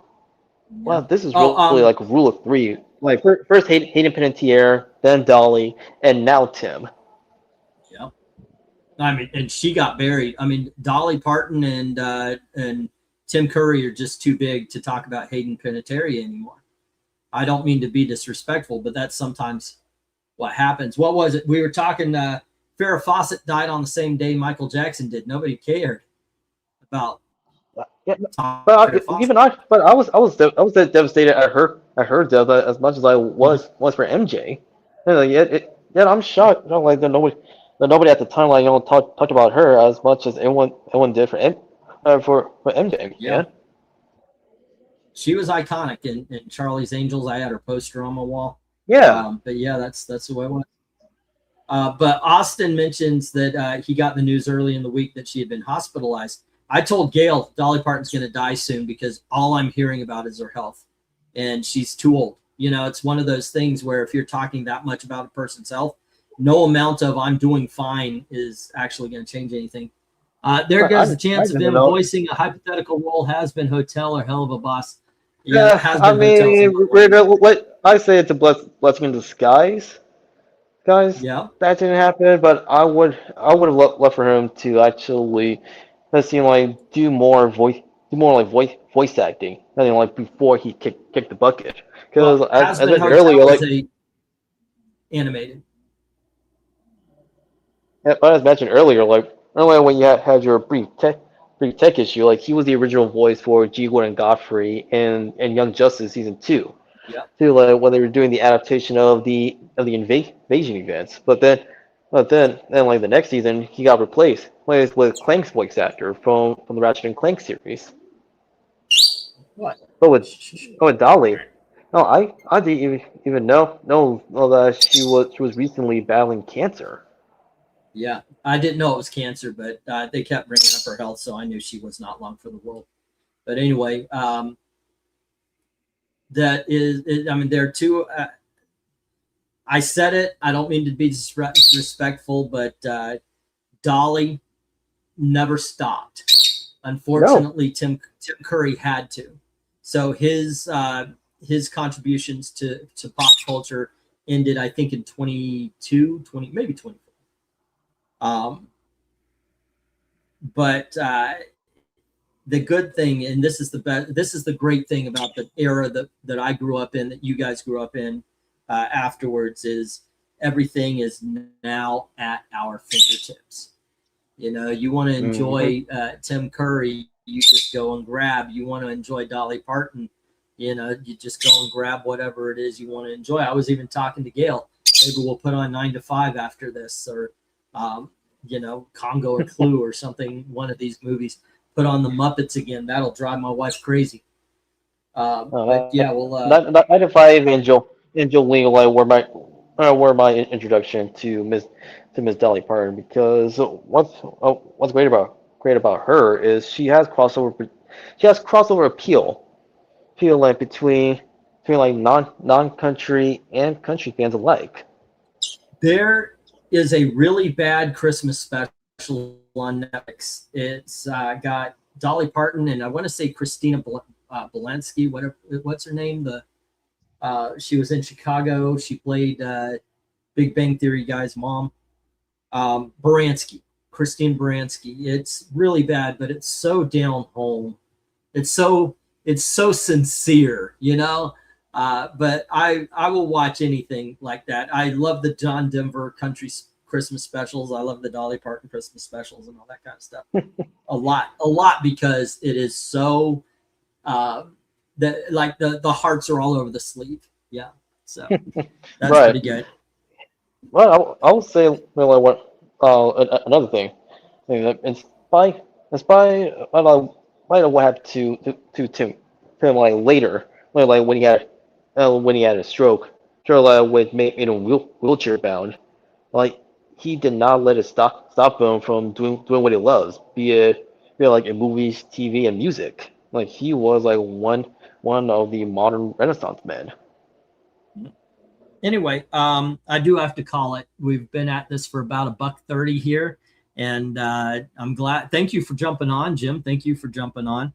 Everybody, you know, I mean, come together, just talk about this freaking brilliant actor. I mean, he's truly a legend. And he is one of those people I've never heard anybody, until Henry tonight, I've never heard anybody say a bad thing. And he didn't really say a bad thing. He just said, it was my cup of tea. But yeah, Dolly Parton was good and pure soul in such a sordid world, unlike he who shall not be named. Voldemort. Anyway, yeah, that's actually one thing. I will say this, because I definitely didn't want this discussion to get political. Not today. So I won't. But I will say this. I see both sides trying to claim Dolly, the right and the left. If you're trying to claim her for your own, you're not getting the point of who Dolly Parton truly was. Dolly Parton loved everybody. So yes, both sides are right, but they're not exclusive. And that's the thing. She As far as you see a lot of people in the gay community saying she's one of us. No, she was one of everybody. She understood that even Republicans buy tennis shoes, which is I don't think it's actual quote from Michael Jordan, but it had been credited to him. Everybody loves music. Why will she only include half the country in liking her music? She was just so happy. And one of the things she said, she was asked about the drag queens dressing up like Dolly Parton, and she goes, "I don't care what they're dragging, so long as they drag them over to me." And she herself said if she were a guy, she'd be a drag queen because she would still want the flair. She would still want the big hair and do the whole thing, So I saw a couple of videos, and I do recommend this. You want to see somebody who looks as if they have, and once again, we only know what she put forth. If you want to watch somebody who looks like she has love for everybody, watch Dolly Parton. Watch people doing covers of her music. She never critiqued.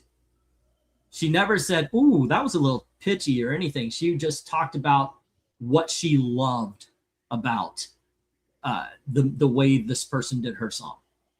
I thought it was kind of funny at first that when you go to Dollywood, and I've recommended in the first 20 so minutes, I was like, guys, you got to go to this park. It is so much fun.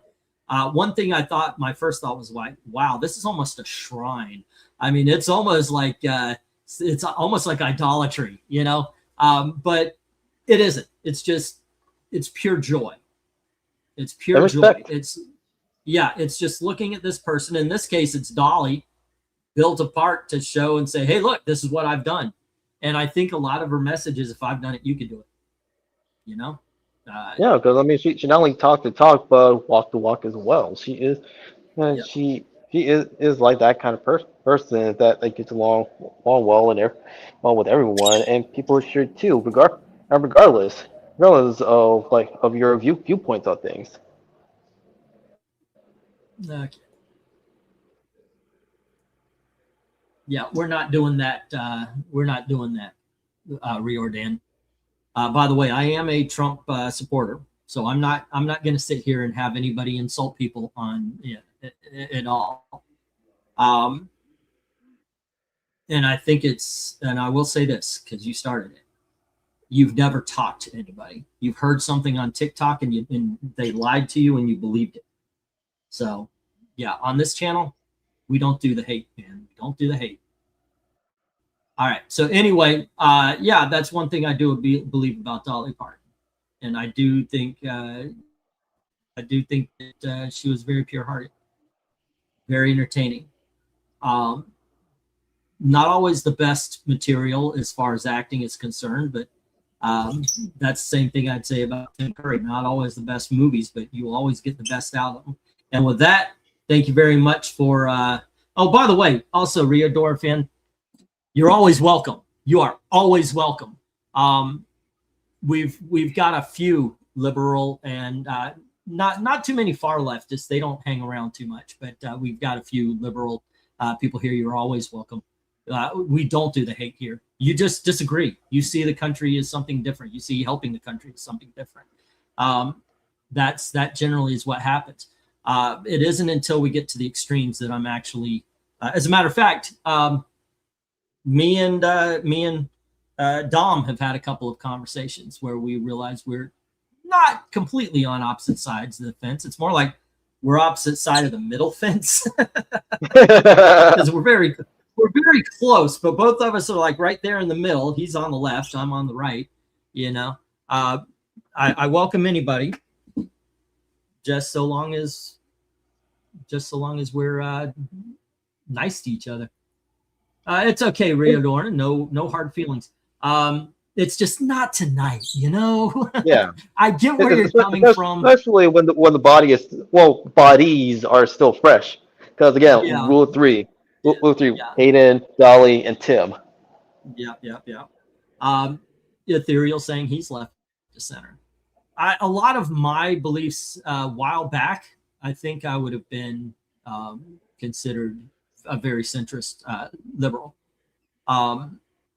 But I'm a big believer in the Constitution. I do believe, I believe mostly, and this is what puts me at odds, I believe in individualism more than anything. And that gets me in a lot of trouble because I don't like people putting other people in groups. And when I see it, I call it out. Anyway, all the politics we're going to talk about next time. I mean, if y'all want to bring up, I'll do a political discussion. But once again, it would have to be nice. But I don't think we ever will go 100% politics because this is a comic book pop culture real channel. So yeah. But it's not that pop. It's still a comic book channel, and if they do bring up, if it's brought up, it'll be actually be tied to the individual settings like of whatever comic book series that we talk about, and tied to that into that shared universe, not real world politics. If it happens, it's only like inspirational, not a 1-1. Exactly. And speaking of buttheads, hey RDV, what's up? Saying Tim Curry didn't die, he just escaped capitalism by going to space. That's actually pretty good. That's a pretty good joke, man. He's just pushing the boundaries. Yeah, there you go. In space. All righty, kids. And with that, what do we got going on? Anyway, here's to Dolly and Tim. Exactly. God rest them. You know what? Heaven's getting pretty fucking entertaining. I know, right? David Bowie. They've got Prince and Michael Jackson. Tom Petty. Robin Williams. It's I mean, Heaven is getting really entertaining these days, right? Oh yeah. Yeah. It is. Well, I mean, I think for the next live stream, we can actually do next one. Next one going over creative choices. Oh. Creative choices that either like helped the publisher and its characters, or damage them. And as a follow up, what if it's if the creative decision was objectively bad? What would we do to fix them? Yeah. Oh, you want to see something cool? Henry Jeremy commissioned 4 seasons, 64 episodes of cover rankings. You want to see what he offered? You're gonna dig this. Oh, I made there we go. This is Alice Cooper from The Last Temptation of Alice. He drew that. That is an original. He told me that's an original, but he also sent this. This is a print of a piece of artwork he did. Actually, I think he said one of these is original. I don't know, but also this. That is pretty freaking cool. That is really, really cool. No, great art. He captured Danny Ketch as spot on. And really even like with the white background, he actually used like the negative state to his advantage. So like the viewers are solely focused like on Johnny Blaze's brother. Yeah, Henry saying I got a frame. Yeah, I took my Rocketeers out of their frame and I put that up. Usually the Rocketeer books are behind the Rocketeer statue. Thank you to RDB. But yeah, Alice Cooper and Ghost Rider, awesome. Yeah, that is. I'm a big Alice Cooper fan. My whole family is actually. And speaking of which, I think it was like as a potential teaser. So, one of the creative decisions that I'll be bringing up either tomorrow, Friday, or whatever. It is tied to Ghost Rider. Okay. Tomorrow's Thursday. Usually I'm off, but if we're just hanging around the house, dude, we don't really have plans, do we? Ooh, I do have a plan. I am going to see the 5 o'clock, the 4:40 or 5 o'clock showing of Acme versus Coyote versus Acme, whatever it is. Oh, nice. That is one of my most anticipated movies right there. One of my two. Along with Legend of the White Dragon, which is Jason David Frank, Tommy Oliver's like one of his final projects before he died. MK's mentioning we did lose a comic book writer. I think it was the Robert McKenzie. Yeah, yeah. Yeah, it's something. It is. It's been a month, hasn't it? Yeah. The whole premise of Robert McKenzie, he died. He died recently this week. Okay. Warner Brothers dropped the ball on that film. I think it was Chuck Dixon. Somebody wrote a little short review that said whoever thought that this movie needed to be shelved should be fired. But I think that that should have happened as soon as they shelved Batgirl. I don't care if Batgirl wasn't going to be a great movie. Let the audience decide that. Considering what movies you did greenlight, I mean, Supergirl made it, but Batgirl doesn't. Why? It's I don't know. Let us decide that kind of shit. I also don't like the fact that Disney Plus removed the Willow TV show, or the worst of it. I mean, that's just, yeah, you're censoring so you don't have to pay out royalties. That's bullshit.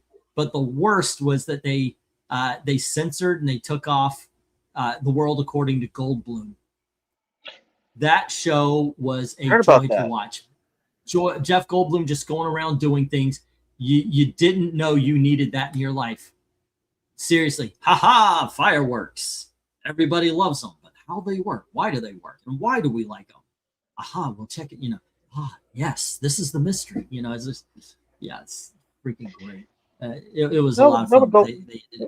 I mean, Goldblum, much like Tim Darling Hayden, like you can tell that he is that off camera, like he is a genuinely nice guy that you can see yourself like hanging out with.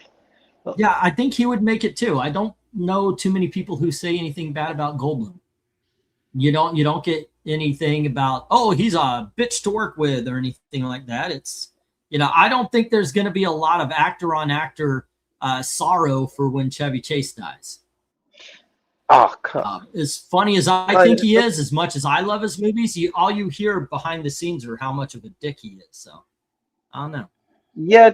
What others like Phil mentioned that he started out from humble beginnings, and then like in the middle years, like he became an a-hole, but like even like years later, like he mellowed out, and yet people, some people still hold on to how he behaved previously. Yeah, like they've forgotten. People, men and women, like they can change for the better, right? It's ultimately up to them to change themselves. Because even like, go ahead. I'm sorry. Yeah, because even like when you have people, be it friends, family, even acquaintances, that actually turn turn your head to the side and like actually tell you that, hey, well, what you doing? What you doing? Like that's got stop. You need to change. Ultimately, the person like that needs to like do the changing is the person like him or herself, because it's a two-way street. Yeah. I was gonna read off Riadan fan 91's comment about, it's like Netflix removing She-Ra and the Princess of Power. Hopefully soon the show will be available to watch. It is on Prime. Prime got the licensing. They did the movie and all, which, by the way, has quickly become my favorite film of the year. It's past Project Hail Mary. I actually like that better. It's but I do believe they have it as well. So yeah, you might want to check that. DreamWorks owns She-Ra and the Princess of Power, says Riordan. That's Universal. But I know I do believe I saw the He-Man TV show on She-Ra on Prime. Maybe it had they have the original She-Ra, not the new one. Right. That's what I was talking about. Now it may have the lock, and I didn't see the lock. It's one of those.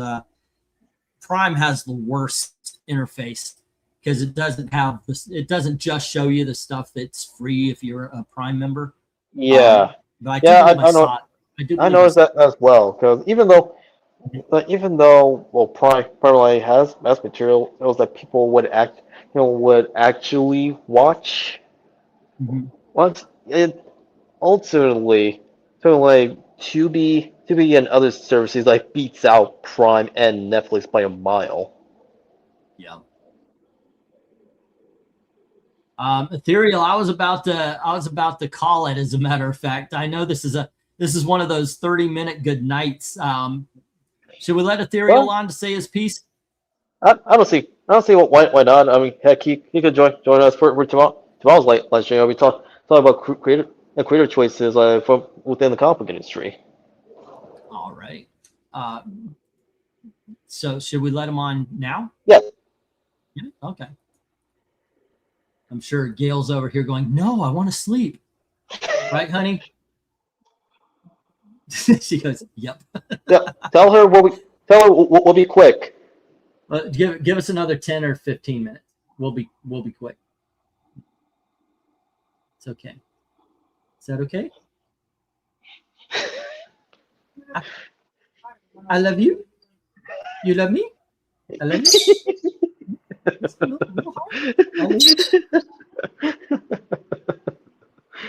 Me and Gail, that's Dr. Evil and Mini-Me. Me and Gail sometimes just quote movies back and forth to each other. That's why I mentioned Home Alone 2, and I'm glad it was Austin who pointed out, we never say, do you want to go get a pizza? We go, do you want to go get a pizza? Just the way Tim Curry said it in Home Alone 2. The concierge. Yeah. Outside is a limousine and your own pizza. So it's freaking brilliant, man. The guy's an acting genius, you know. Hey, Ethereal Dragon, what's the story, Morning Glory? Hello. How are you doing? Good. Yeah. So what would you like to add to this particular conversation? Other than you're digging on my farmer's tan.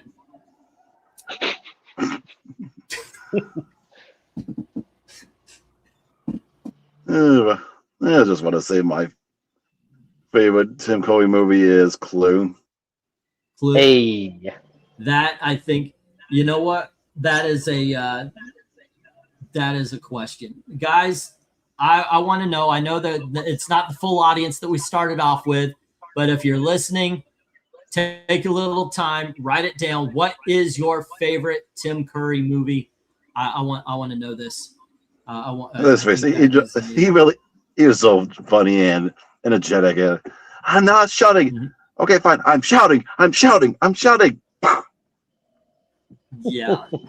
The funny and you got a letter, and you got a letter, and you got a letter, and you got a letter. He did so many roles, though. You could answer that. You can ask that question, and if there's right now the number says 8. That doesn't mean anything. StreamYard goes up and down so much. But you ask 8 people, you can get 8 different answers, and they're all legit.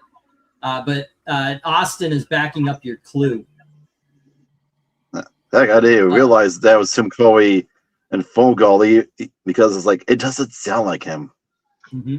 Well, that's one of like Tim Curry's like best attributes. Like whenever he does voice acting, like half the time like you wouldn't notice that's actually him because like with voice acting, you have to be able to change your voice so you don't sound the same. Then like as opposed to some of these anime people, it's like, oh look, it's the Pharaoh again. You know what? Yep. I'm gonna make a little bit of a casting choice right here, and because it just popped in my head, I was like, geez, who would I cast Tim Curry as if I was to cast him in a comic book movie? And it occurred to me that we lost something because of the stroke. Niles Calder from Doom Patrol. Yeah, Niles Calder, the chief. Yep. I think he would have been brilliant. Because he can play nice and he can play evil nice and guy. Pragmatic. Yeah, very well. So at least like if we were actually given an opportunity for an animated like Doom Patrol, so which is based on the original series. There's like instead of the Grant Morrison run, right, Tim Curry would actually be perfect as the chief because like he has played against type before. Yep. And then of course he so was far, Austin. His answer. what's his name? Favorite. What was the name of the follow in Wire Thornberry's? Was it Nigel? Yeah, Nigel. Nigel Thornberry. Yep. It was Nigel He Thornberry. really leans into the heavy accent. I remember taking the kids to that. They loved it. Yeah, and you know, like for years, whenever when I was watching the Wild Thornberries or like growing up, but until like I watched like their first movie, including the third Rugrats movie, which crossed over the Rugrats and the Wild Thornberry. For years, I did not know that Donnie was voiced by Flea of the Red Hot Chili Peppers. Really? It's true. I just found that out. But to be fair, he really doesn't say much. He just makes a bunch of mucky sounds.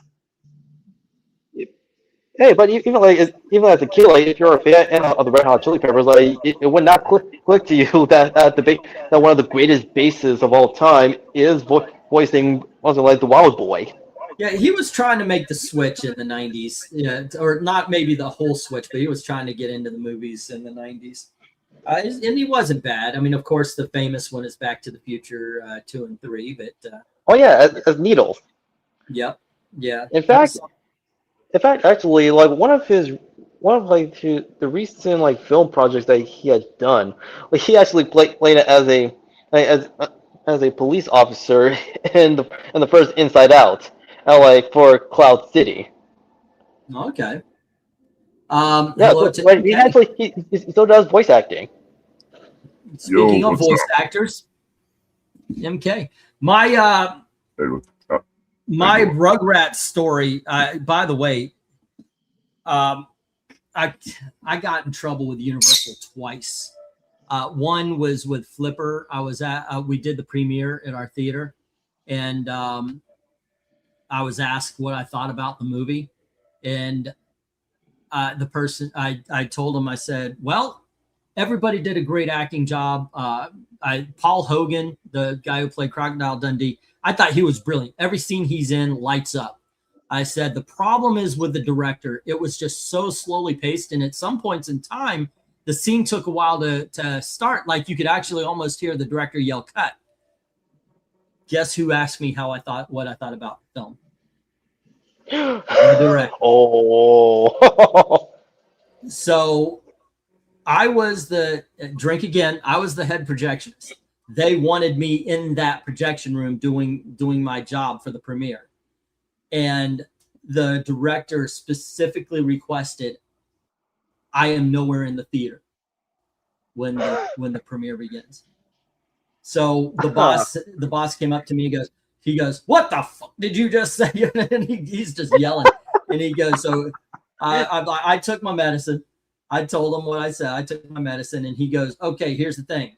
You get a lunch early. You don't come out of this fucking booth until everything's done. Nobody sees you. If you see us, if you hear the keys in the door, you run behind a projector. Nobody sees you. You're here. You don't leave this booth for the rest of the night. So I did end up running the show, but I got in trouble with the director of Flipper. I don't even know his name. I don't remember his name. Yeah, there was another. It just sounds like an ego thing from him. But wait, the movie Flipper? Yeah, the live action. I think it was Elijah Wood. Pam Anderson, when she was pregnant, she went to the premiere. It was fun. It was fun. Unfortunately, I couldn't watch everybody walk in. I wanted to see the celebrities and all that, but I couldn't because I was stuck in the booth. My bad. The second time we were talking about Rugrats. So the second time I got in trouble with Universal Muck and Mucks, I was working at Alfred Hitchcock, and they decided to not the premiere, but they decided to show it to the Universal Muckety Mucks in our Alfred Hitchcock Theater. Huge screen, big ass screen, and they were going to show Rugrats. No, it wasn't Rugrats. It was Prince of Egypt. And I was like, I'm looking forward to this. They had the maquettes and everything. For those of you who don't know, they're like clay statues that they might carve out. So to give a 3-dimensional things for artists to draw. And you had all the characters. They had posters all over the place. I'm very excited about this movie. And I'm talking to people, and I'm just and I'm like, wow. So when are you guys going to release this? On Christmas? And I went, wait, Christmas with the Rugrats? And they said, yeah. I said, you guys are screwed.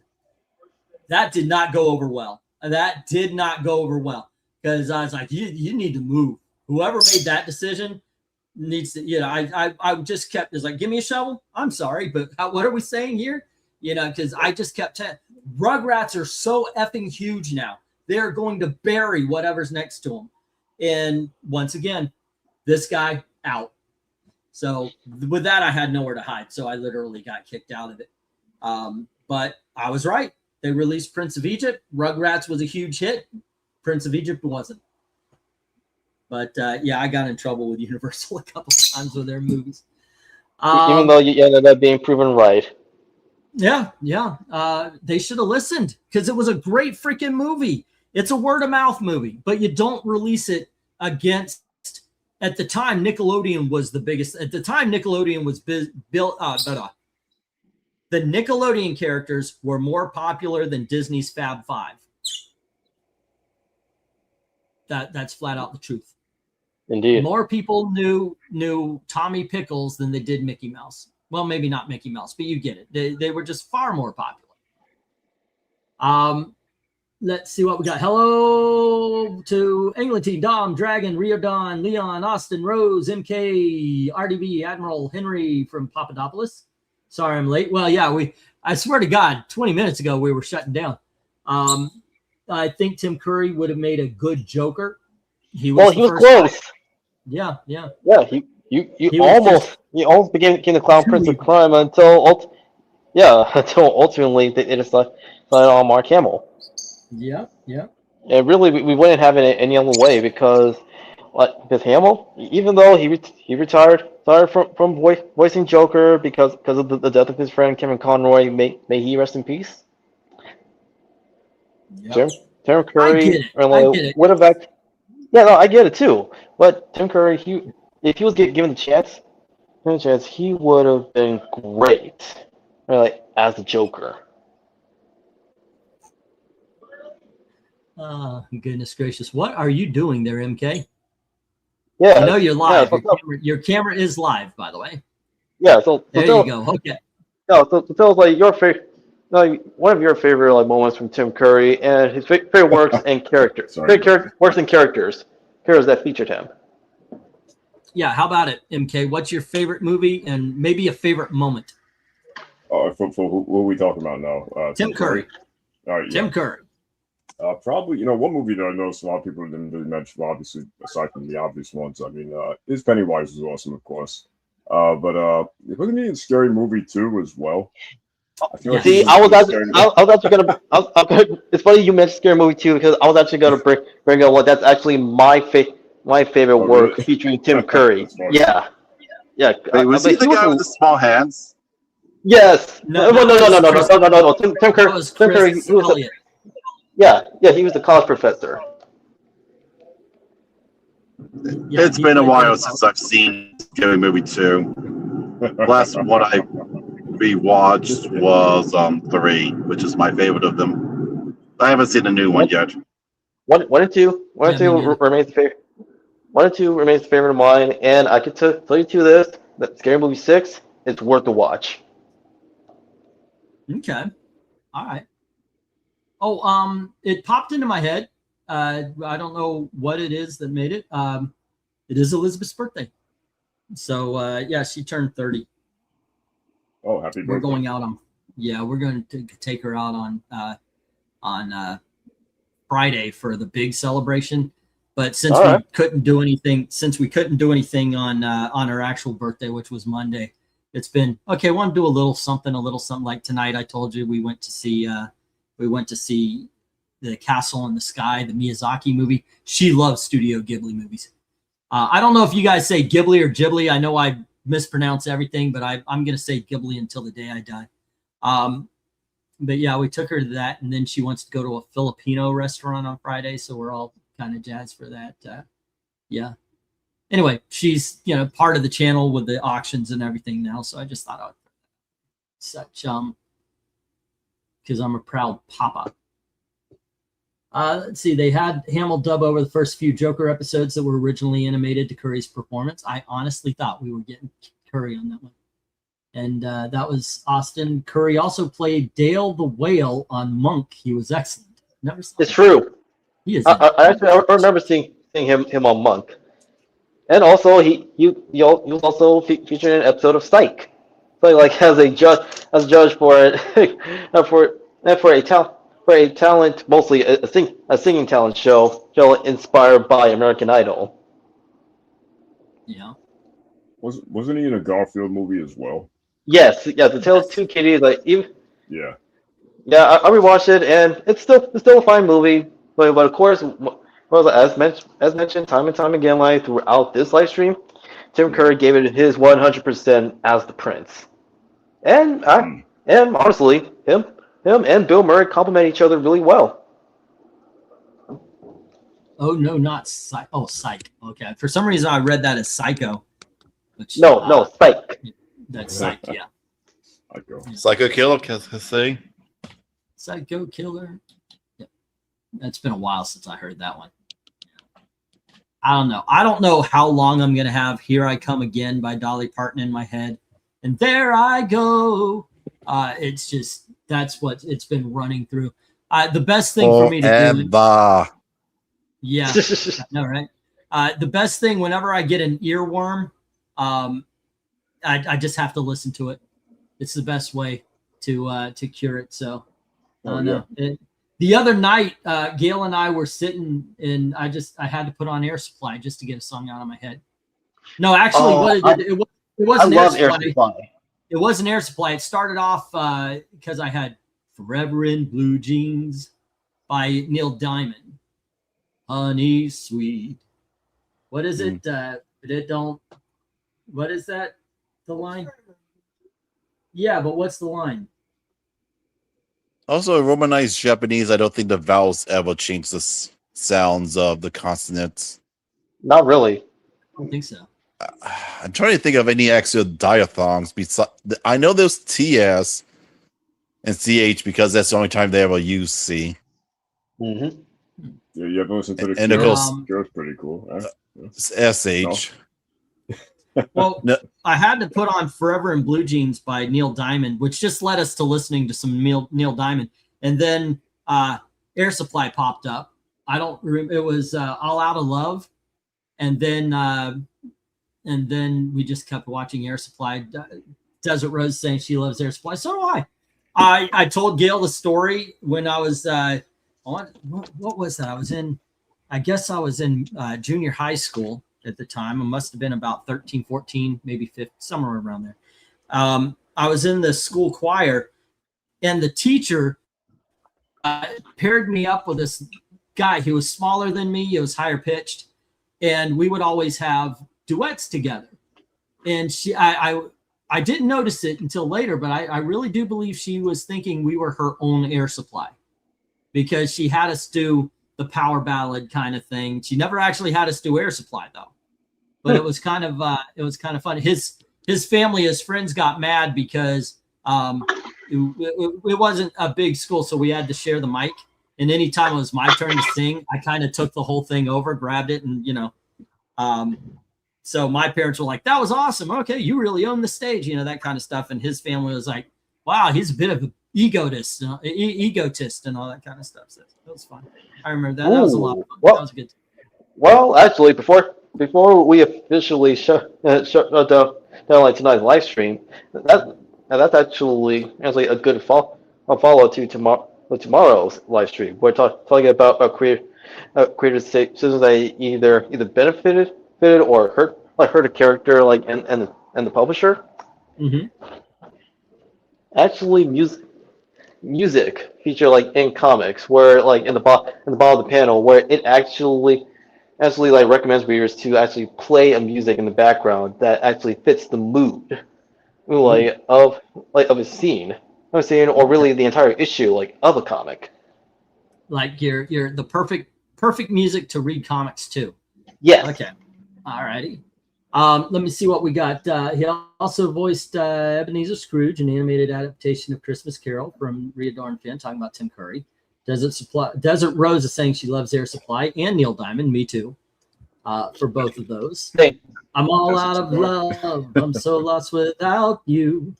Making Love Out of Nothing at All is great. Gail, one of the, what was it? Wasn't there?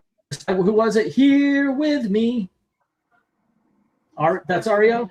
One of the greatest things Gail ever did when we first started dating. Gail sings like an angel, by the way.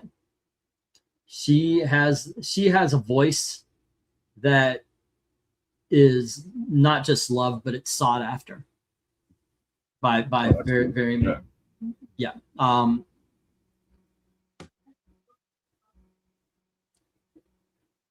But she told me the first day I was listening. She brought a REO Speedwagon cassette so we could listen to it, and she was reading off. Oh, I love REO, and this is a great song, and this is a great. Mind you, this is one of our first dates, so we're still in the get to know stage, and she goes, oh, and I love Here With Me. It's my favorite. I was like, Here With Me. I don't know. I mean, I know all the other ones, and I said, how's Here With Me go? And she belted.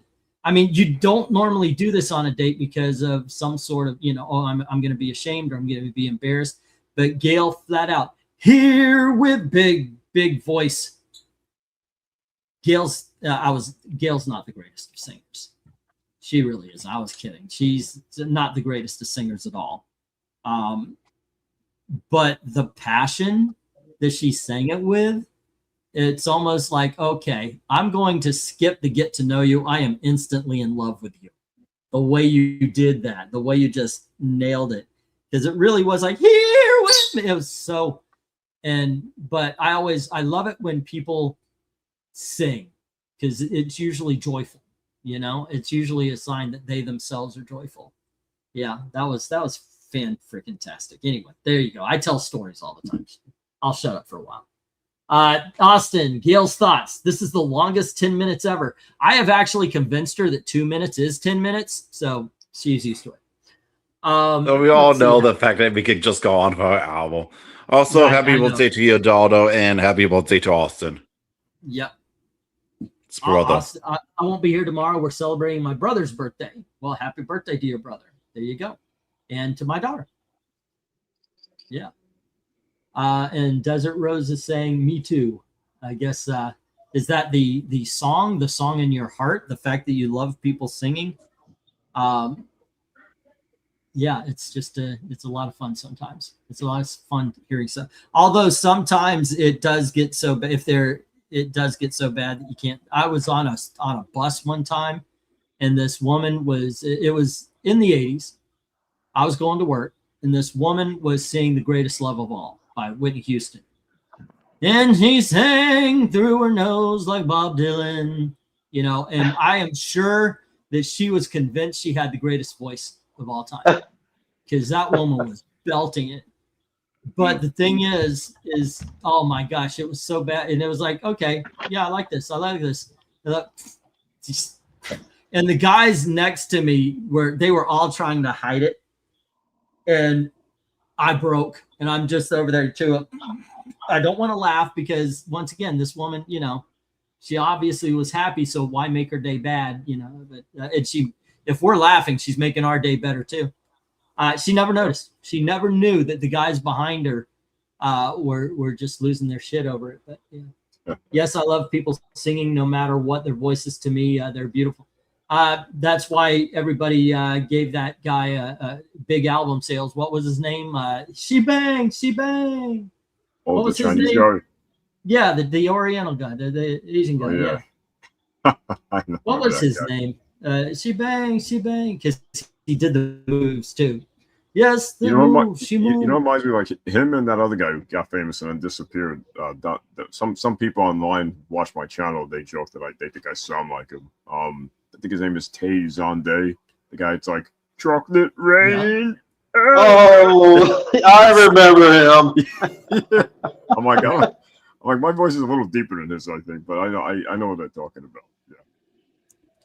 Yeah. Let's see. Austin say, I'm picturing her singing like the Cats musical song Memory. Okay, if you ever seen the movie School of Rock, and that one girl goes, Memory on the, and the way she sings, that's good. I mean, it's the same thing, but it's awesome. It's beautiful. I'll love it till the day I die. Yeah, I hear you. Every time like you come in like MK, it's always a pleasure. Like every time like I hear you, like I'm immediately reminded of Kevin Graveau because like his voice is deep like yours, along with Teal'c.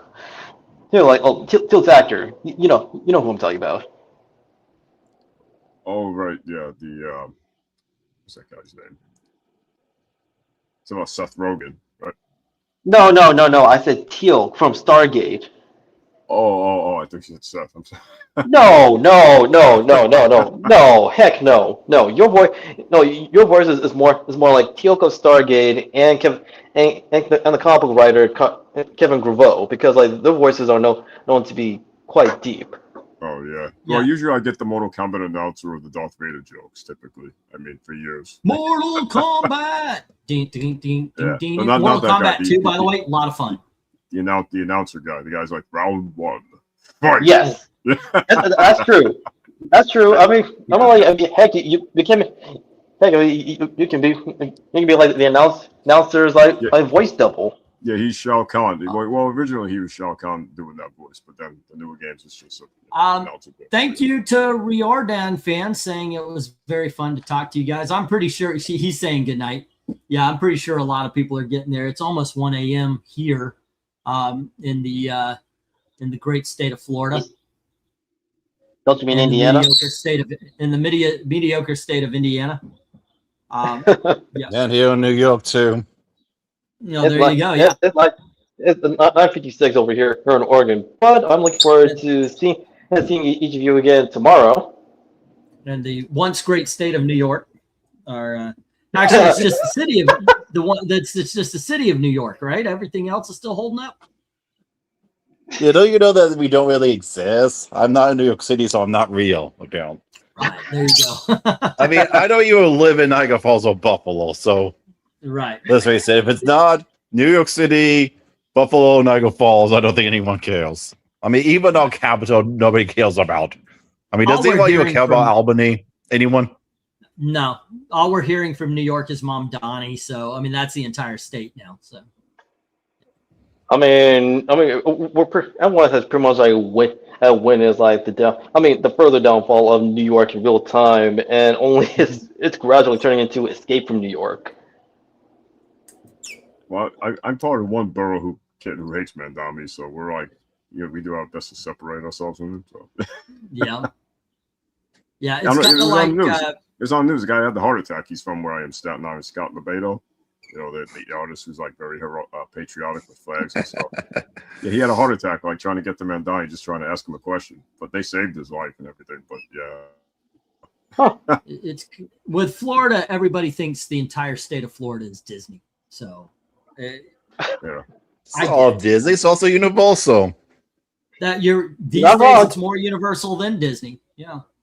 All righty, kids. It is time to shut the show down here. Say good night, little birdie. There you go. All right. You have a good night, Pistachio. Good night, Pistachio. Yeah, I think we'll get together for tomorrow, and I got a couple of. I think Ichabod Crane is Sleepy Hollow when I think of upstate New York. Ichabod Crane. It's about time to watch that movie again. I watch that movie every Halloween, both parts, because the Adventures of Mr. Toad is just as fun. I love that. I love the Sleepy Hollow. I highly recommend, if you haven't watched it, check it out. Dominic, even if you watch it off of Disney Plus, you're not breaking anything because that was made so long ago. And I do recommend the movie. It's great. We will reconvene tomorrow with what was your thing? The best and worst. Best and worst creative decisions, like in the comic book industry. I saw something today. It's small, but it just popped in my head as one of the worst things they've ever done, and I think it'll fix. All right, guys. But once again, thank you very much, and as always, thank you very much, very, very much for watching. Have a good night. Y'all have a good night. Good night, everyone. Good night. Bye.